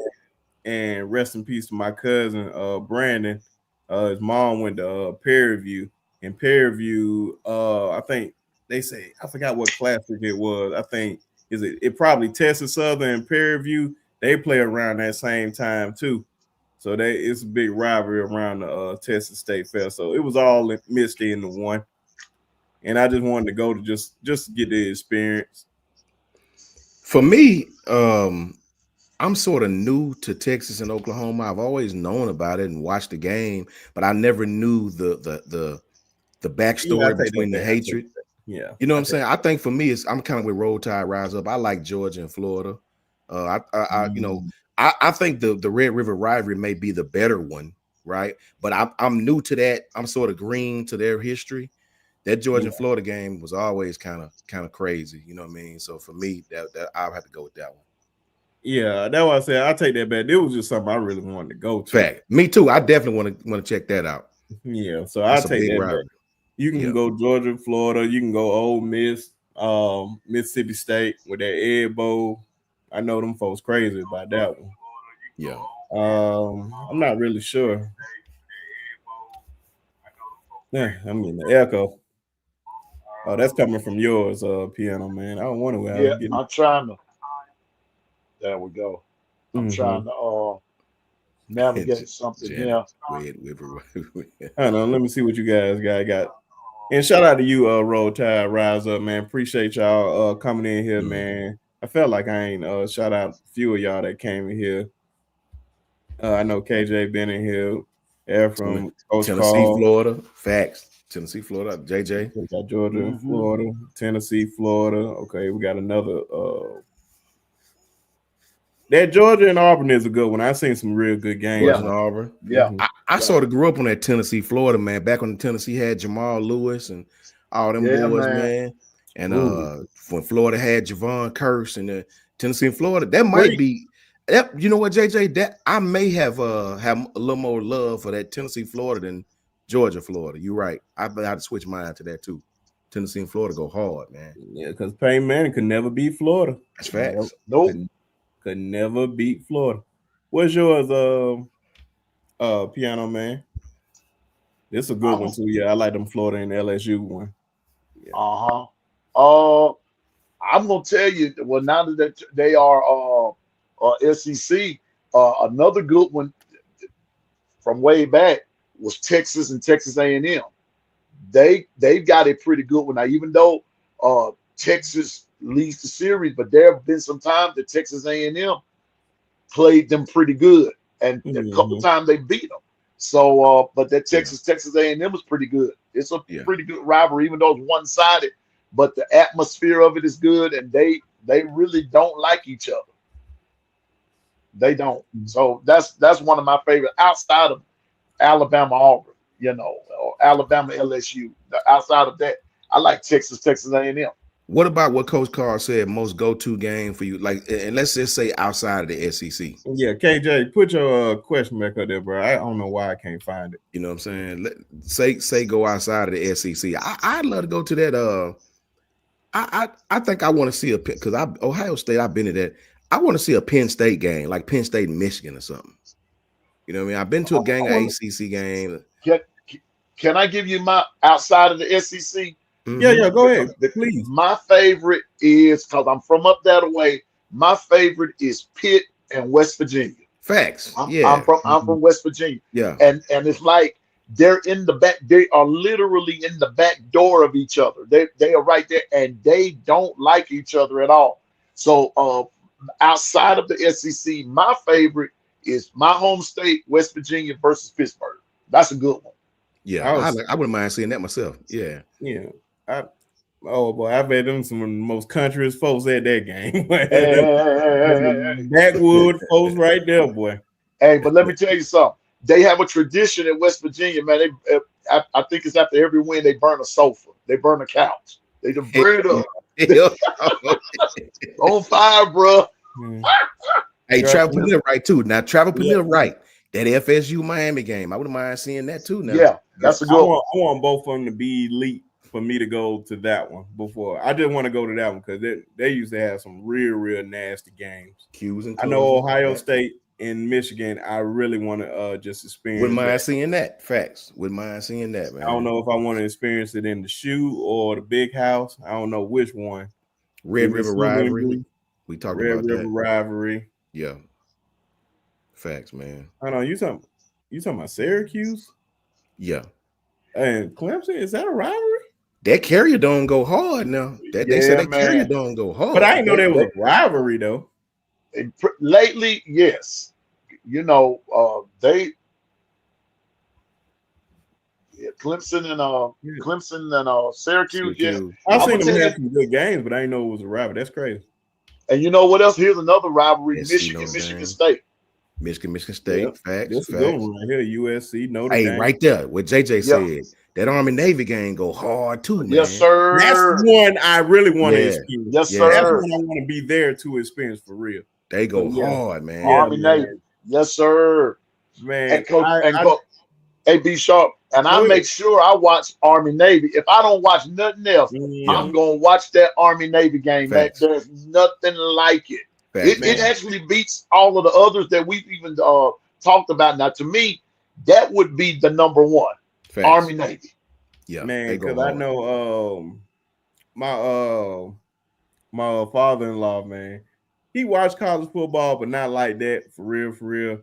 But I'm telling you, man, it was one day, of course, it was the Army Navy game, and he used to be in the Army. And shout out to all the veterans, man. Yeah, appreciate y'all for y'all service. Thank you. Man, when I say that man was locked in. Like, I'm talking about, you would have thought he watched football for real. He can't stand the Navy, man. He want Army to win every year, man. Facts, so, man. Yeah, man, definitely shout out to all the veterans. That's a good game, bro. That's a good one, yeah, man. I really want to experience that for real. So, I think, yeah, everybody should at least experience that. Now, since nobody else asked the question, I'm gonna ask this one since there were two good questions, Coach Carl. And KJ, put your question back up there, man. The comment section was moving so fast when you put it out there. But what's a team that y'all secretly like? No matter what year it is. I like Florida State. I like Florida State. I'm sort of if I had to pick a third team beside A&M and Bama, I don't dislike Florida State. I like Florida State, man. Oh, okay. Always have. When I just remember when I was young, seeing Warwick Dunn and Amp Lee, they was running backs. So I used to look up to them dudes, man. Miami, Florida State. It was Florida State for me. I used to love Florida State, man. And that's what Coach Carl said. Florida State for him, man. Let me tell you, facts. I used to love me some Miami, boy. I used to love. It's just too many of my guys on there, man. And I said if they made an all-time team, that defense would just be unstoppable, bro. Because there's just so many guys. You got Warren Sapp, you got Ray Lewis, you got Sean Taylor, you got Ed Reed, and then don't go to wide receiver. They all play with each other with Reggie Wayne, Andre Johnson, Santana Moss. Like, Lord have mercy, man. And then the running backs. You got Frank Gore, you got EJ, you got Clinton Portis, you got what's my guy's name? Willis McGahee. Willis McGahee. That's what I was trying to say. Man, Miami used to get me. I used to love Florida State, man. Peter Bolwell. You know what I'm saying? I used to love them boys, man. They had some dogs too, man. You know, Snoop Menace. I used to love them dudes, man, from back in the day, man. Even back when they had Casey Weldon. I used to like them dudes, man. Chris Winkie. I used to love them, man. Florida State, that was kind of like my third best, team or whatever. Mississippi State. That's an interesting one, Jason. That's a very, very interesting one. Oh, this KJ one right here. He said I was asking Coach Sean about how this Grub offense fit this version of Bama players. Well, to me, man, when you look at this version of Bama players, and I see what they're doing in recruiting, you got to remember Coach Grub, man, was an 11 personnel guy at Washington. 11 personnel mean one back, one tight end guy, right? They ran a lot of the counter action, a lot of screens, KJ. They screen you to death, but they didn't screen to the running back. They screened to the wide receivers, right? So he was always trying to create space, man. Always trying to create space. Now, when he was in Seattle, you know, they was in shotgun like 80% of the time. You know, I can see Rico Scott. I can see Latier Brooks. I can see Bubba Hampton. All of them would be good in this kind of offense. I can see Ryan excelling. I can actually see defenses keying on Ryan and other receivers getting chances to step up. Isaiah has proved during the spring that he's not just a short yardage guy. He can go get that thing downfield. So a lot of quick hitches, KJ. They love them quick hitches. You know how they go playing your position. A lot of seams, a lot of inside hitches. You know how them inside hitches go. Bama gonna run the hell out of that, man. A lot of inside hitches, a lot of spread, not pro style, a lot of spread. And being that the hashes are the way they are in the college game, Grubs offense will excel in the college game. I can see where in the NFL game it struggled, being where the hashes are.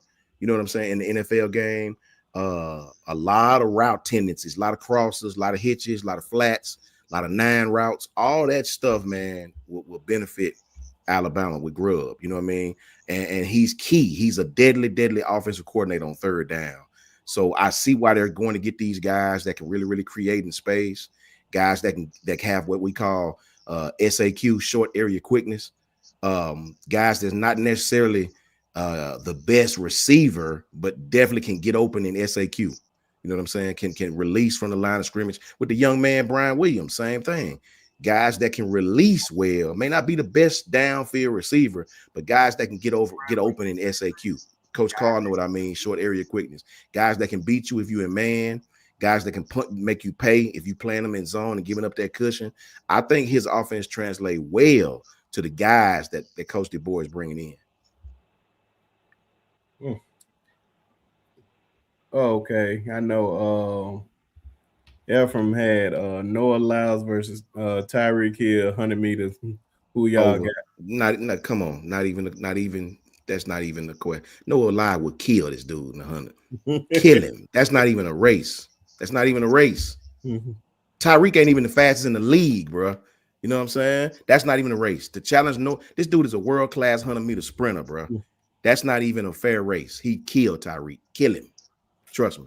I'm a former track guy. He killed him. Man. Same here. That's why I like. It's hard to be the guy that's all he do is just run. It's not even fair. It's track speed and there's football speed. Facts. I watched Micah Parsons beat Tyreek in a 40-yard race. Micah Parsons is running 4.37, and I watch him beat Tyreek. You know what I mean? Tyreek say, "Well, I wasn't really running." Of course you wasn't. 100 meters against Noah Lyles is not even a fair race, bro. Yeah. Man, like I said, man, I seen Usain Bolt, man. I don't think nobody. So it's a different type of tier when it comes to him, man. Tyreek is not. It's not even close, man. It's not even close. Any man that run a 9, anything in the 100, no football player walking is gonna run with this guy unless you Willie Gault. It's just what it is, bro. Yeah. You know what I mean? Don't football speed and track speed is totally different. Different speeds. 2 different things, man. I did both, and I'm telling you, it's not the same. It's not the same, bro. It's a good way to work on your speed, man. When guys like shout out to my boys, man, when track season came around, they was out there on that track field, working on their speed. It really helps for real. Look, 10.27, he would get last place in his heat, Coach Carl. Ask DJ Metcalf, who run a 10.3. He was in the amateur track and field and got last place in that heat. You know what I mean? And ran a 10.45 and still got last. He had a I don't even think, what's the women's record? Yeah, you had a women's record. I guess but that says a lot about how fast the men are. Coach Ephraim say Tyreek is challenging, bro. Y'all crazy, bro. Some of y'all are crazy, man. It just ain't gonna happen, bro. Okay. It's not. One thing that I wish that they do. I was too young for it, but I seen like I wish they'll do this again. They had like NFL stars, and they had just NFL stars competing at track events. Like who was the fastest? They had Rod Wilson. They had Willie Gault. Yeah. And I think who won that? Dale Green. Now, Dale Green, that makes more sense. Competing in something like that in his younger days, but man, it's tough, man, for football. It's totally different. Yeah, I'm telling you, it's totally different, man. It ain't nobody in the NFL running 9-0. Nobody, not one person is running that kind of speed in the NFL. When you see these NFL guys, it's about 40-yard dashes. It's about you seeing 40 and 50 yard. When you talking about 100-meter dash, bro, it's levels to this. It's levels. When you raise up, that there's nobody in the league that's challenging them world-class sprinters, bro. I'm telling you. DK Metcalf is fast as hell. He's one of the top 10 fastest cats in the league, and he got last place. You know, he ran track in the summer and got last place, bro. Like he wasn't even, and that wasn't even the world-class guys. That was like the B team sprinters. I couldn't do nothing with them boys, man. And it feel like, guys, I think one of the greatest races I ever seen was that 2012 Olympics when you had Tyson Gay, you had Johan Blake, you had Justin Gatlin, you had Usain Bolt. I think the slowest time, everybody, of course, ran 9s, but I think everybody ran like I remember that heat 9.8 at the lowest. Yeah. At the lowest.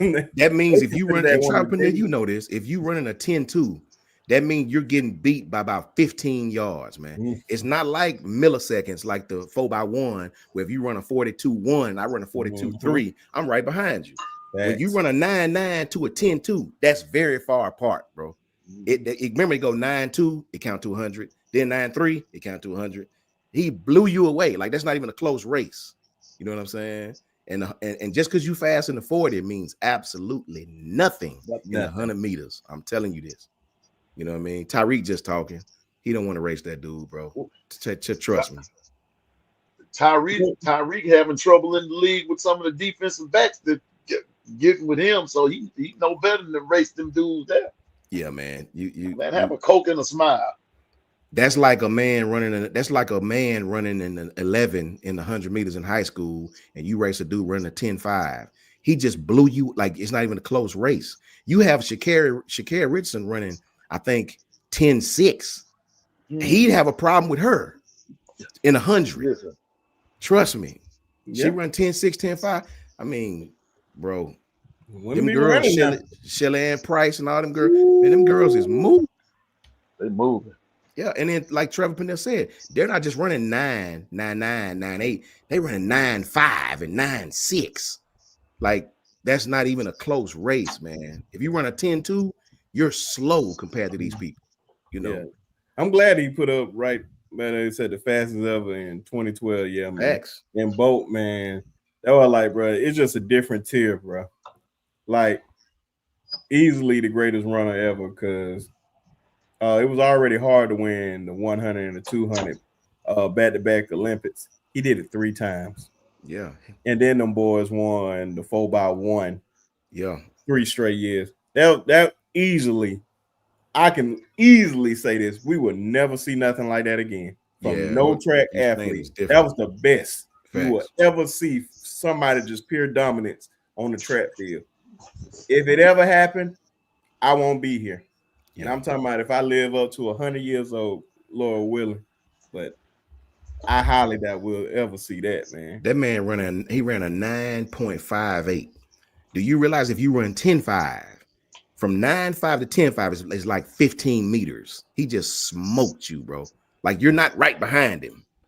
Remember, it's 9.5, count to 100. It's 9.6, count to 100. He just smoked you. If you run 10.2, you might as well just walk the race. You know what I'm saying? 10.2 is fast to us in regular jargon, but when you run a 9.5, bro, that's world-class speed. That just crossed my mind, man. This man literally went to an NFL event. I think it was like during the Super Bowl. And this man ran like the 40-meter dash in regular shoes. And I think he ran under 4 flat. I think he ran under that. If anybody remember that, if you can probably look it up, man.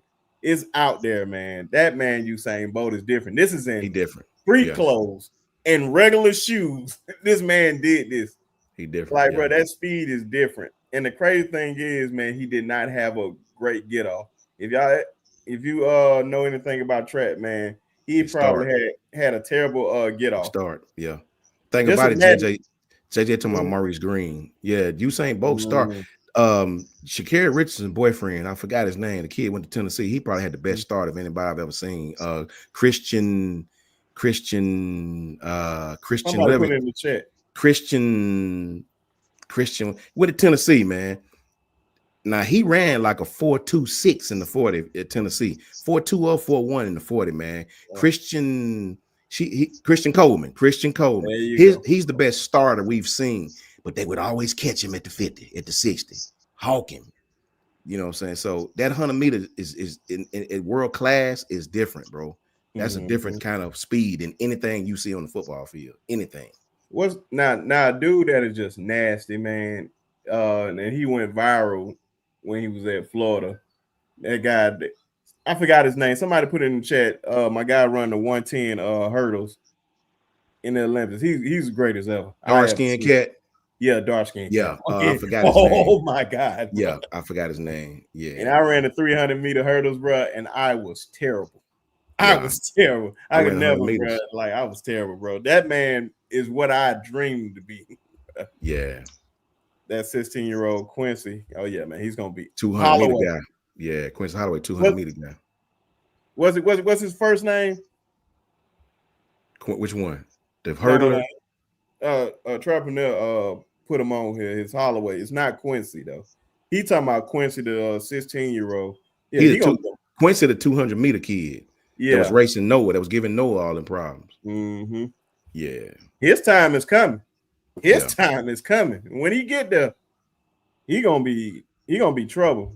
Because Noah, he a problem right now. The only problem I have with Noah, man, he just do so much talking about nothing, man. Grant Holloway, thank you. Grant, that's his name. Yeah. That man is a dog. He was a dog when he was at Florida too. When he was at Florida, man. Man, that's what I'm saying, bro. It's like literally a viral video. I thought it was fake. Out of how many times I watched it, like the man head don't move, but the leg just going over. I was like, Jesus. Yeah, man. I never did them hurt. Hey, Travis Pennell, our 4x1 team has got the record right now for that school. I don't know if you know Black. Go at the Coach Black, Tory, Curly brother. He was on me, him, Jason Lucas. As Black, if you ever seen Travis Pennell. Courtney Crutchenden was freshman at that time. You know what I'm saying? As Black was fast as I don't know what, bro. That boy was stupid fast. You know what I mean? So yeah, man. I know a lot about track. Was actually my favorite sport over football. You know what I mean? Mm-hmm. And that's why I be laughing when they talk about these football players want to race these track athletes. Yeah, that'd be funny. Hey man, basketball was mine, man. I get really upset when somebody don't know basketball and they just be talking. I like facts. Just be facts. Yeah. It's just like y'all when y'all played the sport and you just sitting there and just watching somebody just say something outlandish. Like, come on, man. That's how I feel about basketball. I'm like, come on, bro. Don't say nothing, no nonsense around me. I get real personal with that, man. I can't stand it. Yeah. But yeah, man, appreciate everybody coming in. And Piano Man, you said something earlier, man, that was dope. You just said we're gonna be one day, man, just gonna come on here and I'll make sure I have all my HBCU guys on here, man, and we just gonna talk straight HBCU everything, football. Right. So that's your idea, man. And I know he wanted to have us on his show for that, Coach Sean. So I don't want to do it until he do his, man, because that was your idea, man. I just thought that was a great idea. So definitely we'll be on your show whenever you do that. Yeah, I would that y'all would Coach Sean Ewan, B Sharp, Coach Al, Coach Carl. You know, I want to here's my reasoning. I wasn't privileged to go to a HBCU, and my parents didn't push me to go. But man, I've always been a supporter. I've always been a supporter of HBCU. So I just felt that it's wrong that a lot of times when we're talking about college football, in my opinion, that if it were not for HBCUs, a lot of the NFL would not be existing today. And so, uh, how can you talk about the NFL and not recognize Walter Payton, uh, Steve McNair, God rest his soul, and countless others that came out of HBCUs? And so, I want to just take a whole day, and it's going to be on a Monday, Coach Sean. I'm Yeah. going to do it before I go back to work. I'm going to do it on my morning run, and then I'm going to come back on that evening, and we're going to talk about HBCUs. I'm going to dedicate that whole Monday to nothing but HBCUs, and I want my brothers who have attended HBCUs to be my guest and just do your thing. We're gonna Facts, talk man. about the cheer. Look here. We're gonna talk about the football. We're gonna talk about the band. We're gonna talk about the cheerleaders. We're gonna talk about everything. Because I'm gonna tell you something. I asked the question. Be sharp to tell you who carries the most swag. I need somebody to tell me what D1 band got more swag than an HBCU band. I'll wait. I will wait. Zero. It don't happen. None. It's not even close. It's not even. I'll wait. LSU right here trying to mimic Southern Playing Baton Rouge. that song, that neck, Yeah. that dun dun dun dun dun dun dun dun. That come from TSU. That's TSU's Tennessee State song. You know what I mean? They started that. That that side of your neck. Hey, that's TSU. They copied that from Tennessee State University. Just the real stuff. That's why I said, man, bands. And I'm just gonna brag about us real quick because we're literally not just HBCUs, not any D1, D2, any school in America. You won't find it. Well, literally the tailgating is inside the stadium. Yes.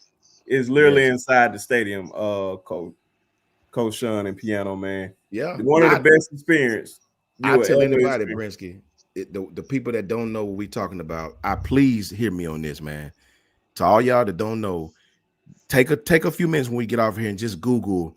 You can go any of these guys. I would challenge you to go Google Jackson State homecoming and just watch, or you can Google Alabama A&M or Tuskegee homecoming and just look at the events, look at the game, look at all the stuff that's going on. It's really, really, really, really, really, travel. Know what time it is. Just Google that, please. Jackson State, Alabama A&M, Tuskegee homecoming. You can Google Jackson State when Deion was there if you want to. Just watch all the hoopla that go on with these games, man, and you'll understand the culture behind it and the upbringing behind it. Facts. Let me tell you something, Jason. You probably since Miss Bama State too. Since she said boo to all those other schools, ASU is probably it's not even, they don't even put their homecoming in the top of anything. I would say go to a bunch of places before you go to Alabama State. You can come to ours and you will really, really experience it. Yes. You can go to Jackson State. Yeah. You can go to Southern. Yeah. Matter of fact, before we get off, what game of HBCU, since we'll go there, which HBCU game that you haven't been to that you really want to experience? Now, I haven't been to it in a long time, so I'm just still add that to there. But that Bayou Classic with Grambling and Southern, my God, some of the best food I have ever tasted in my life. Yeah. Down there in New Orleans, man. I'm telling Yes, you, y'all go to the Bayou Classic. Yes, one of the best classes you can go to. Oh, yeah. But I said one that I really want to go to. I got to make it back up there to the Magic City. Haven't been since high school. I'm a little biased, right? I'm a little biased. But if y'all Google the biggest classic, it's no question. It's the Magic City Classic, Alabama A&M and Alabama State. Susan, no, you talking about 67,000 inside, another 60-something outside that can't get in. You know what I mean? You talking about tailgating for 2 days straight. You know what I mean? That's my kind of party right there, man. Man, look, it's and I will say, when I was a player, we didn't rock. We got to fighting with Bama State in the Sheraton, Susan. The football teams we did. They almost put both our programs on probation because of that. But now that you graduate and you move on, we party with the Bama State people. You know, at the tailgates. We you know, that Magic City, man, is now I will say what kind of hurt it is where they have it. You know, there's a lot of stuff to go on over there in that area, but that's definitely the biggest class. If you Google the most attendance, it's definitely, it ain't the most popular. I think the Bayou might be the most popular, but the biggest is probably now the Turkey Day might be the most popular. I don't know now. Turkey Day is right there with the Bayou as far as being the most popular.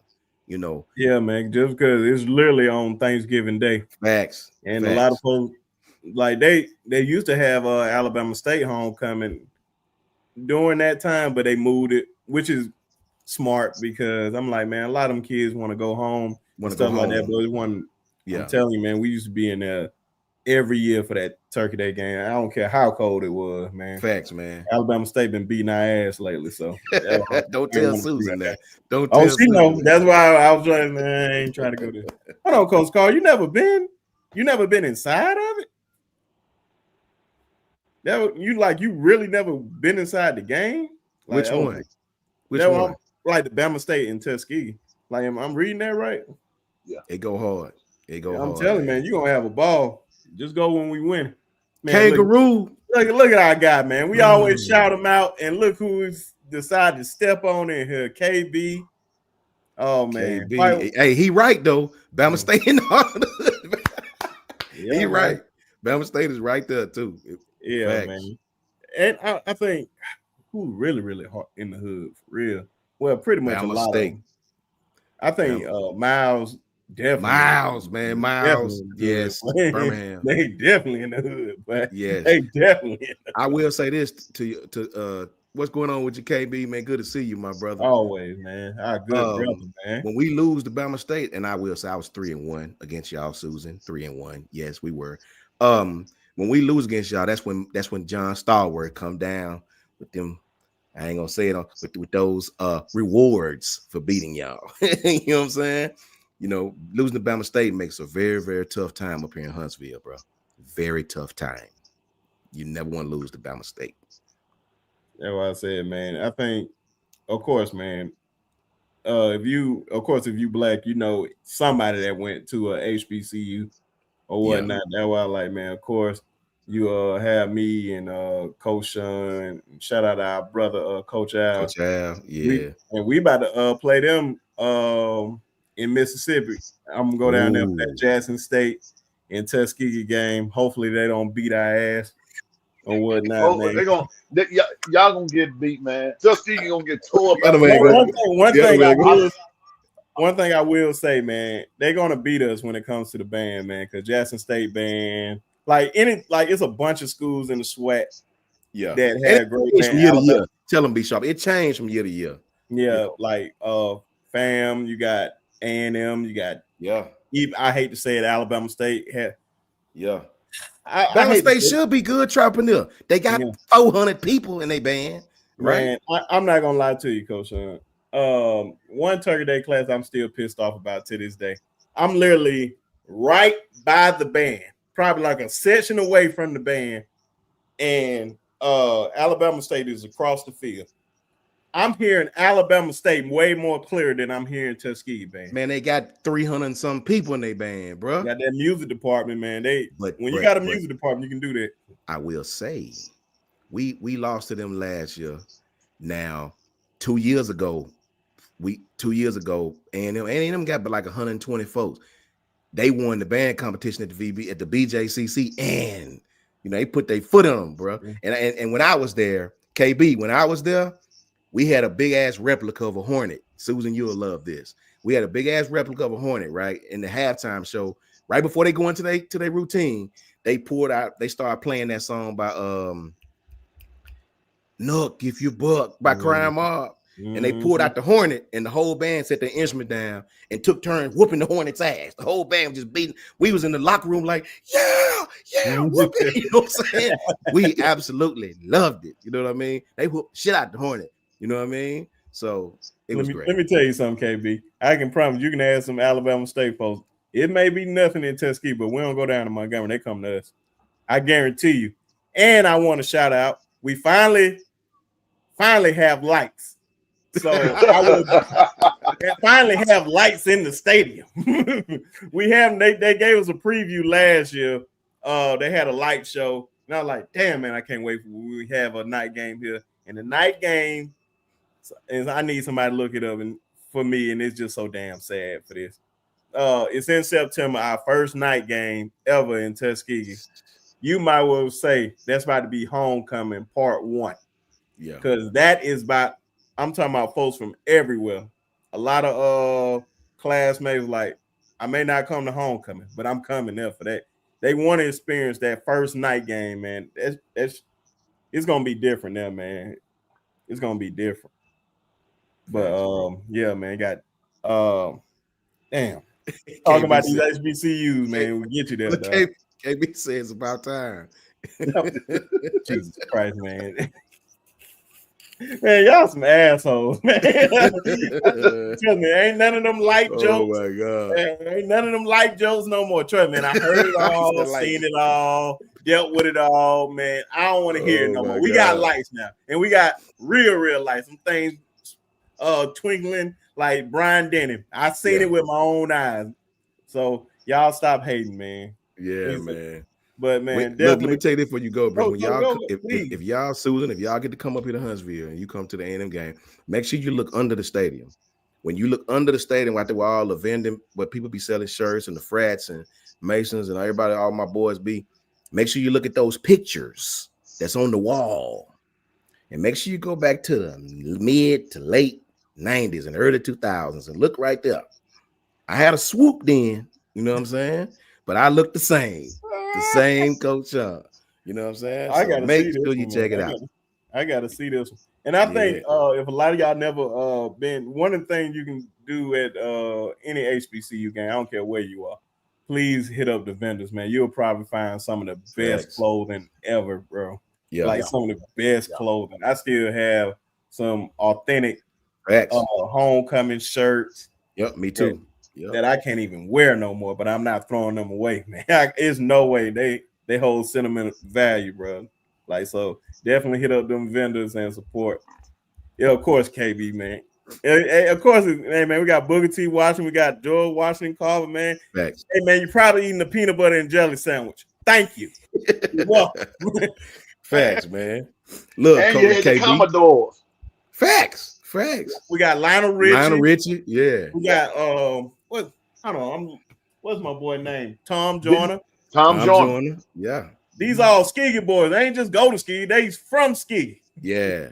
Straight up, man. When y'all come, if y'all get a chance, when Coach Carl come up here and holler at me, man, we got it up with my teammates. We had a good time, man.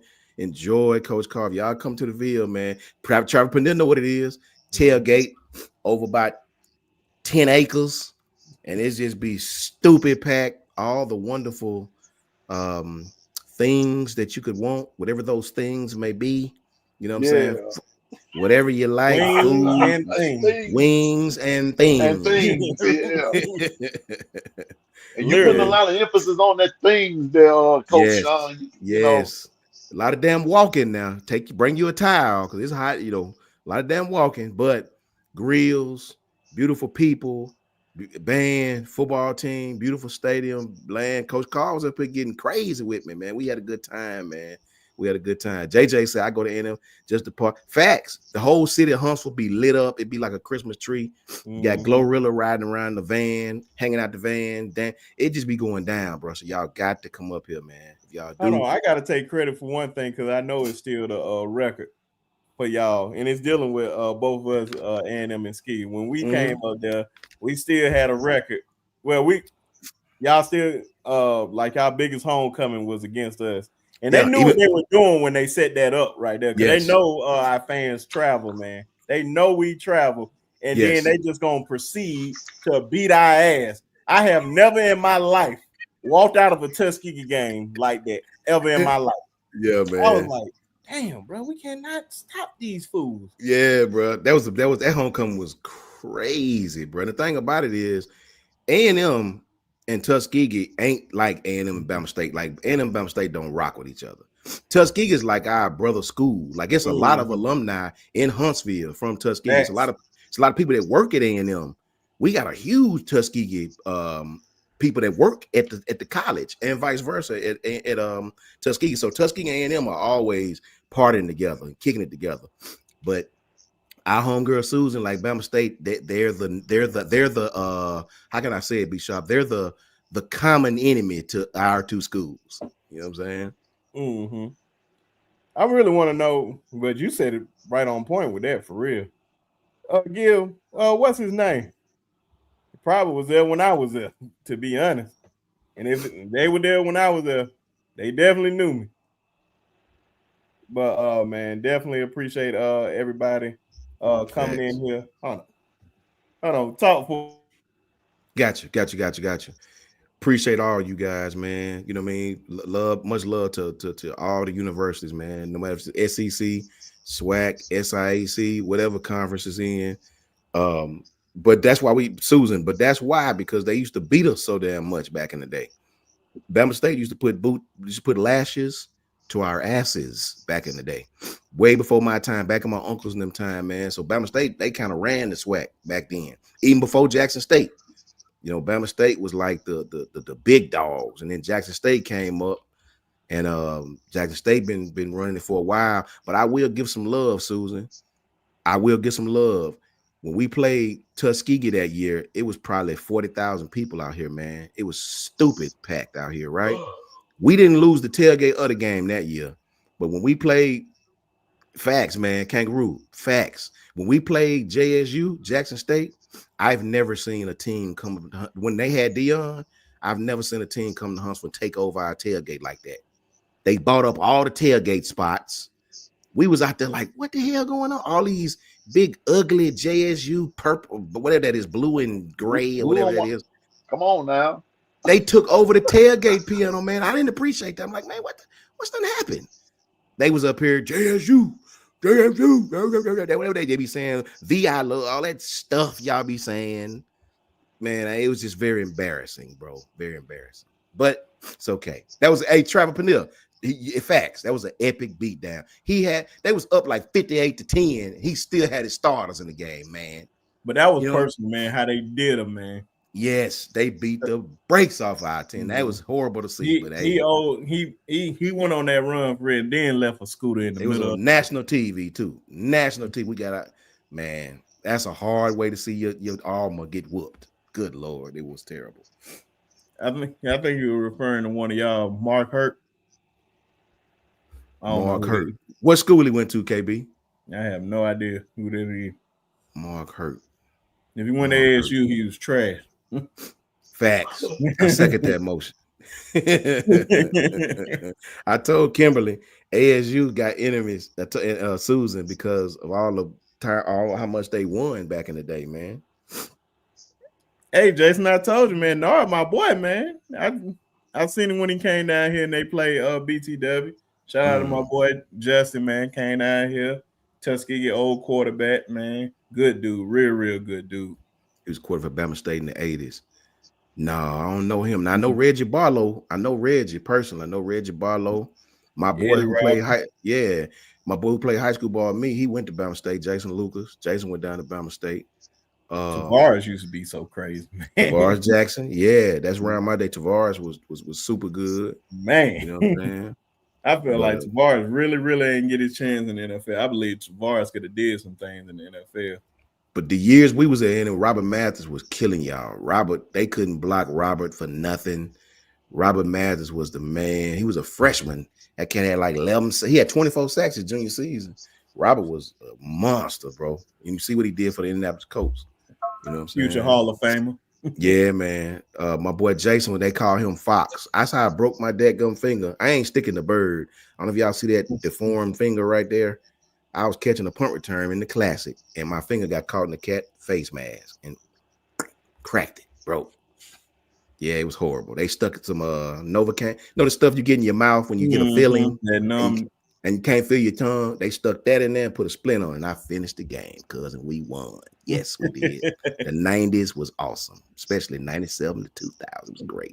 Man never forgets these times. A man never forgets these times. Yes, it was so wonderful to see Susan. I'll say this before we get out of here, Piano Man. No, it was please. so wonderful, and it felt so good to send the Hornets off the field with their heads down. It was freaking awesome. We loved. They were shooting maroon fireworks, maroon and white fireworks.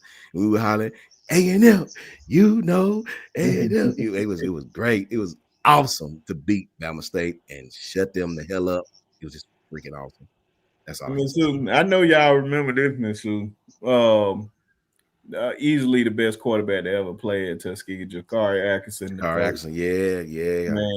Man, literally, we're just talking about that. Man, the GOAT got to be on here because he came in with like Jason, my cousin Jason. Yeah. But Jakari, man, is easily the GOAT, man. Yeah. His only loss was literally, I wish I can grab that picture real quick. But man, it was the ref cheated us, man. Said the man was out of bounds, man. But what team was it, B-Sharp?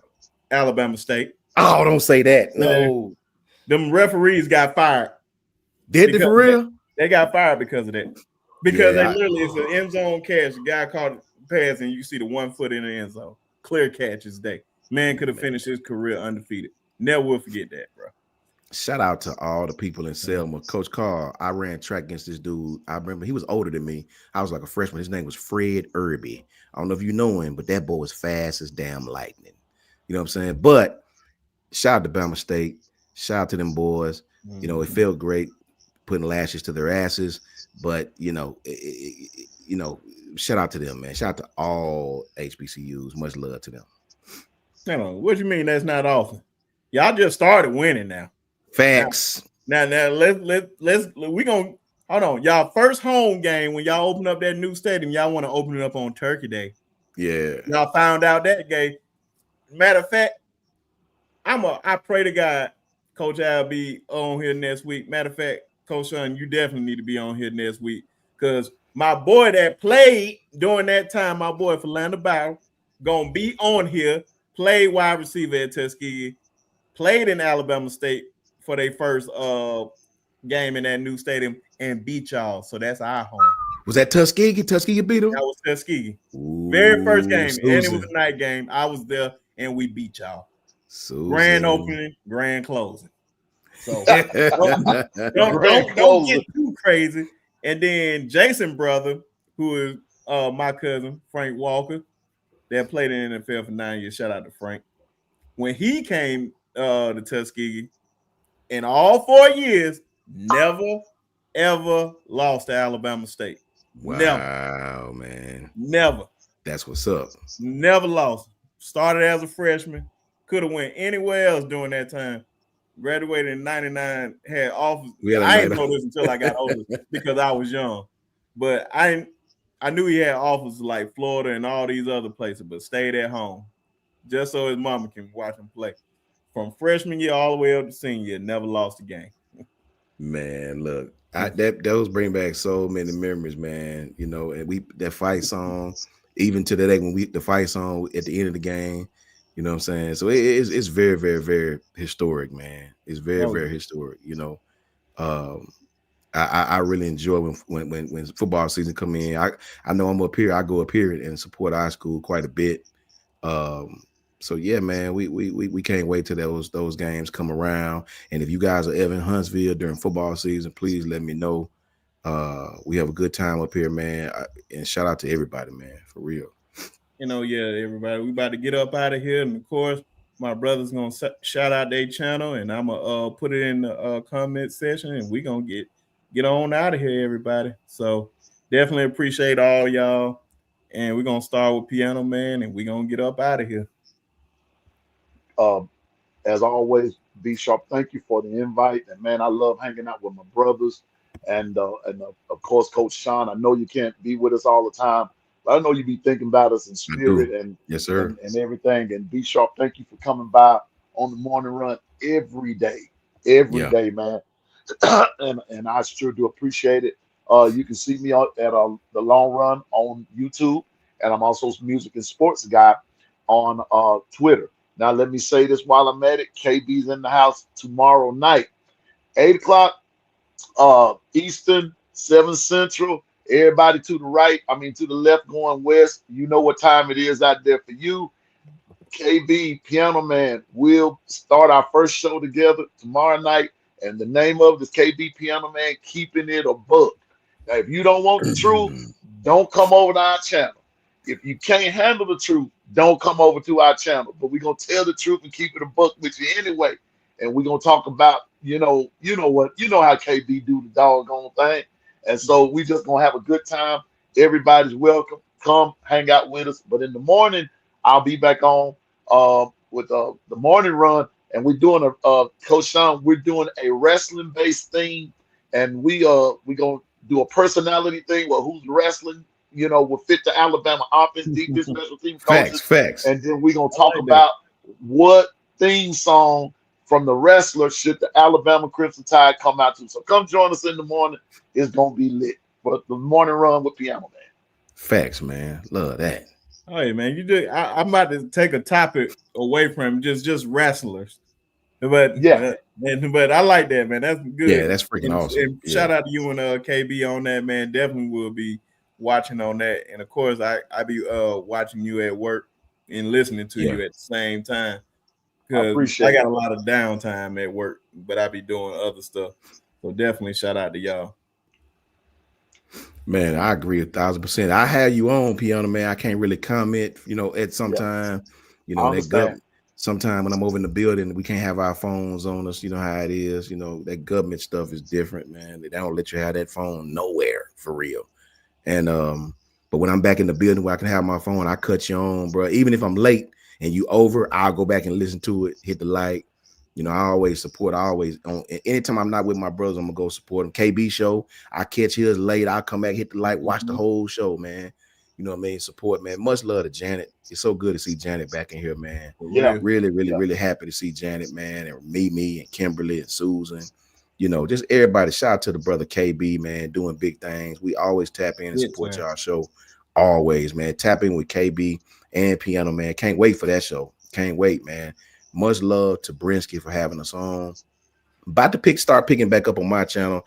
Last couple weeks been kind of hectic, just I have a 13-year-old daughter who's involved in what seems like every damn thing, from football cheer to basketball cheer to softball to this to that. It is like, good Lord, man. Every evening is something, so brother trying to be that father. My father died at an early age in Chicago, man.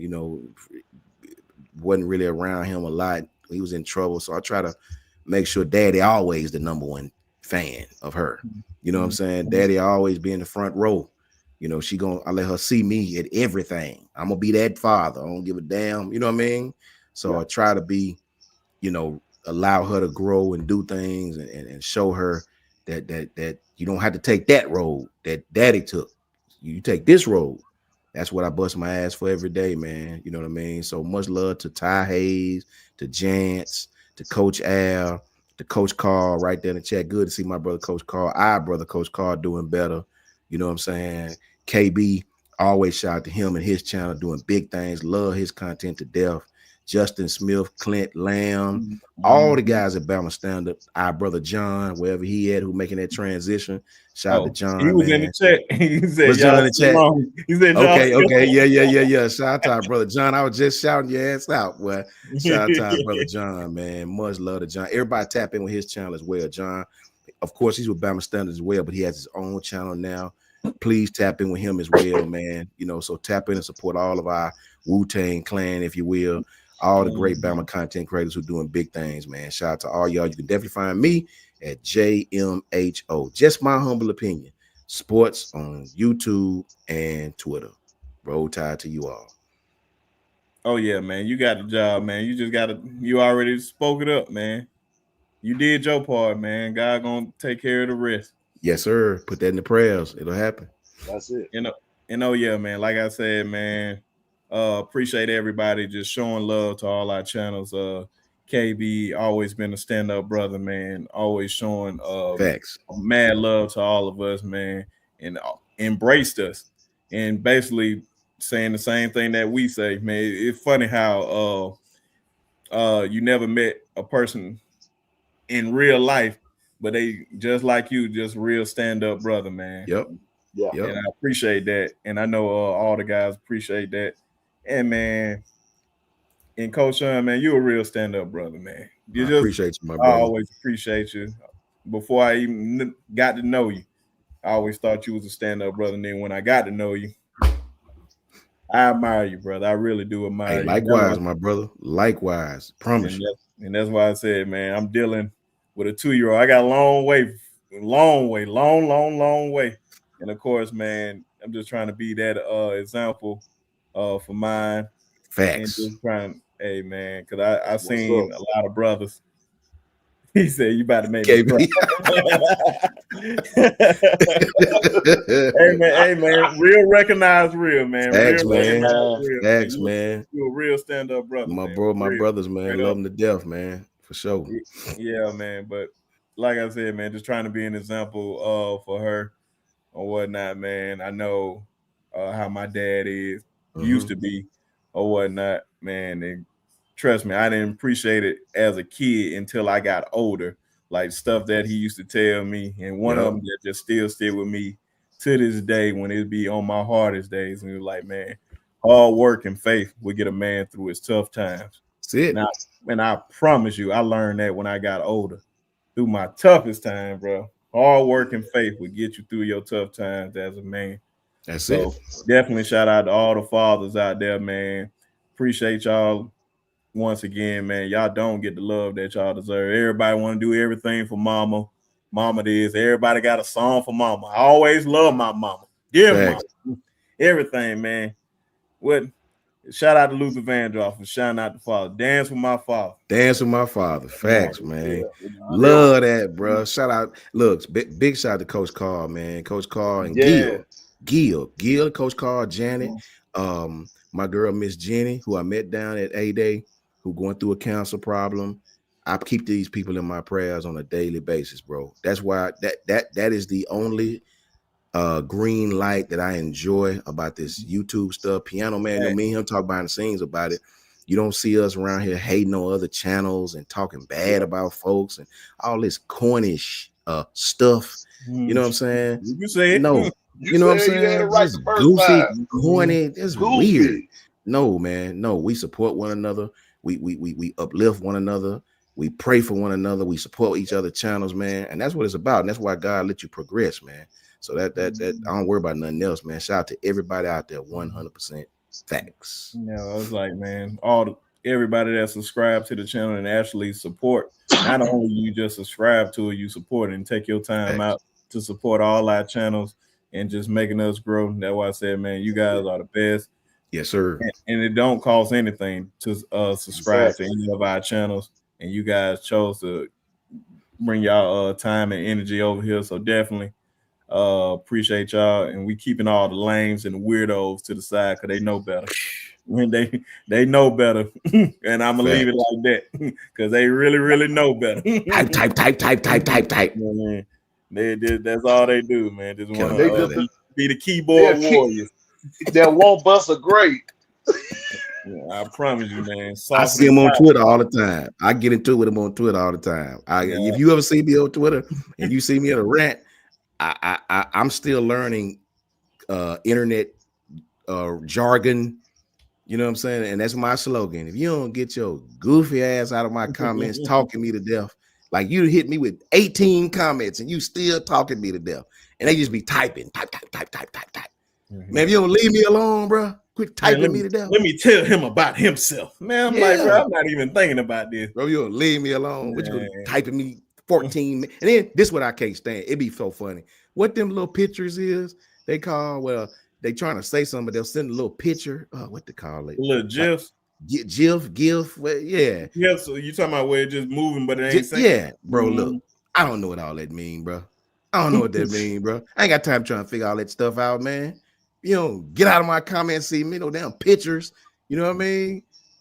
I just don't come from that era, bro. You know what I mean?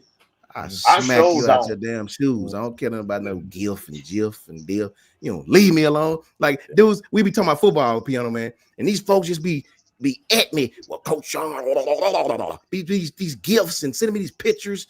I'm like, bro, will you leave me the hell alone? Quit talking to me in these comments. Clowns, man. Got me typing 15, 16 messages. Man, Sometimes they get me, man. I ain't gonna lie. Sometimes they get me. And I get caught up. Kimberly. If you ever just see me just say okay, that means I'm over it. I'm just over it. At this point, I'm done. You win, bro. You win, going, bro. You can say whatever. If I say okay, that clearly means I'm done with it. Man. I'm done with it. You win. You win, bro. They I'm be not going. saying nothing else. Okay. Hey, B Sharp. The only thing about Jif I know is crunchy peanut butter. That's it. With some jelly. That's it. Look, the Ohio State fans, they bad about that, bro. They be just like coming, man. Like they just be talk. I be like, bro, okay, y'all win, fam. Yeah, okay. But on y'all, everybody on your way out, if you didn't hit the like button, hit the like button. I'm about to say if you commented clearly, you subscribe to the channel. So definitely appreciate y'all and the folks that's watching. Just hit the subscribe channel and also subscribe to these brothers' channel, man. It don't cost you no money. And of course, you know, after every show, y'all already know what time it is. Come on, let me see it. Let me see it. Let me see it. Shout out to Ted. Ted, where you at, Ted? Ted. F them. F them. F them forever and a day. Look at Janet. Look at Janet. Look at Janet. Them toxic fan base. Burn them That's trees. toxic right there, man. F everything with Tuma's Corner. Anything. I just hate Auburn. Burn everything down. Look, chat going up. Chat, look at Ephraim. They already, man. They know what time it is, man. They know what time it is. Yes. F them trees. Put it on a t-shirt. Put it on a t-shirt. And then somebody made that t-shirt. Just put me, the one saying it. Just no, put my boy up there, man. Rest in peace to the legend. Rest in peace. To the legend. To the legend. To the legend. Facts, man. He's somewhere smiling. He's somewhere smiling. He's smiling down on us. He's smiling. Shout out to Tez. Oh yeah, man. Shout out to Tez, man. And y'all have a good night. And y'all already know, roll damn tide. Roll